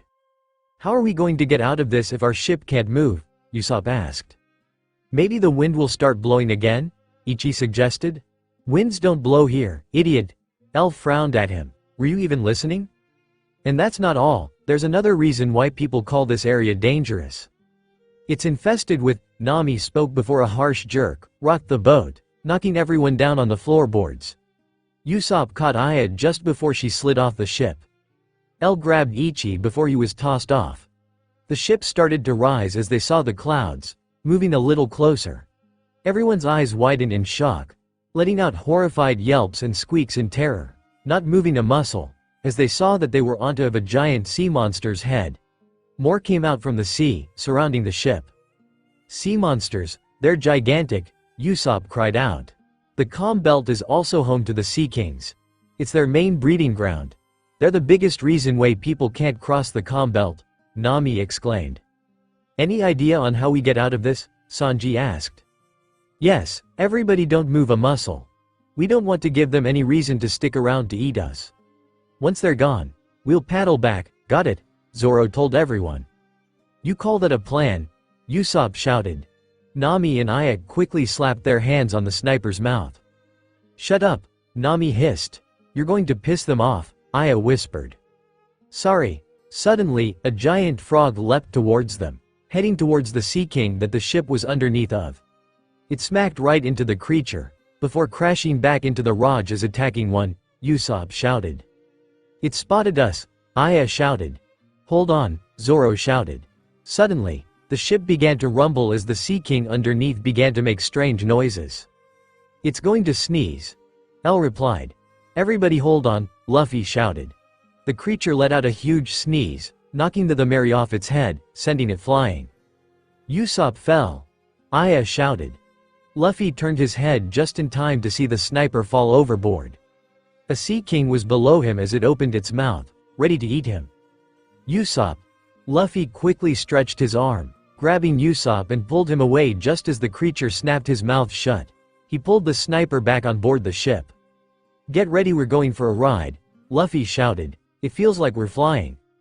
In case you haven't noticed, we are flying, Usopp shouted. The ship sailed away and landed into the water. Everyone felt the ship started to move again as the cool winds blew into the sails.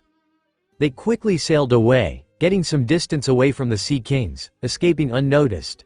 Seeing that they were safe, Nami pulled everyone inside the kitchen and started to explain about the mountain which would take them to the Grand Line, as everyone gathered around at the table, looking at the map. Take a look. I'm familiar with the rumors and these drawings prove it.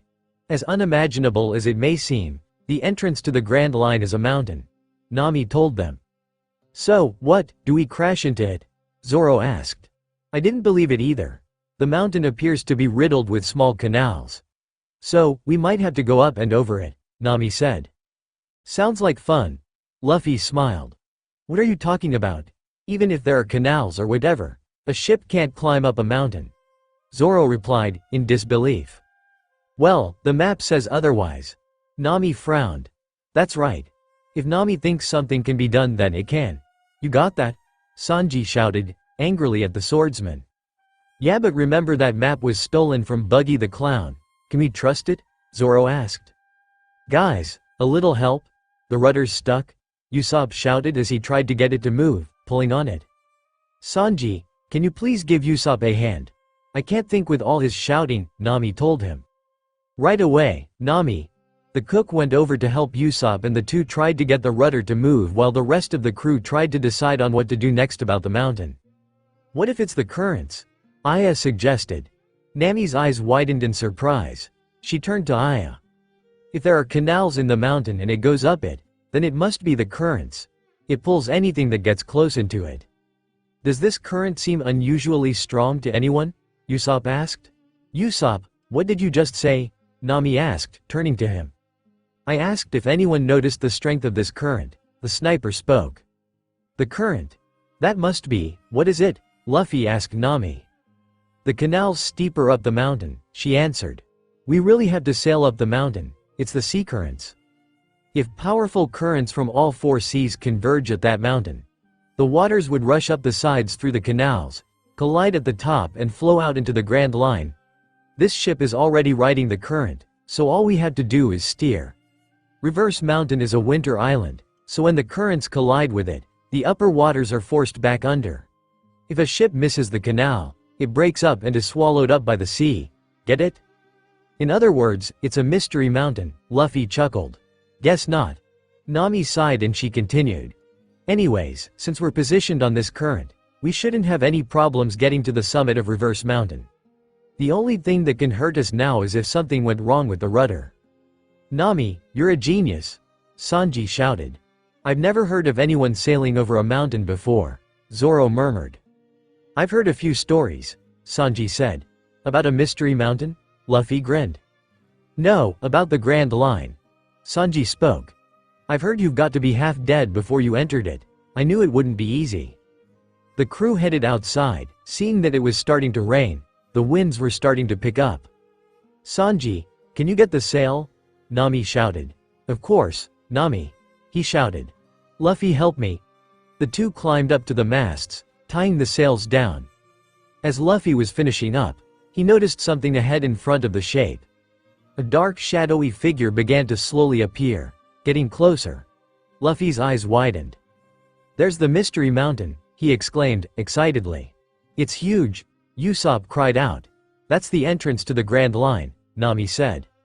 Awesome. It's bigger than I thought, Luffy grinned. Suddenly, a harsh jerk shook the ship, nearly knocking everyone off their feet, as the Going Merry got caught in the fast current. Luffy almost fell from the mast, hanging on tightly as his arms stretched.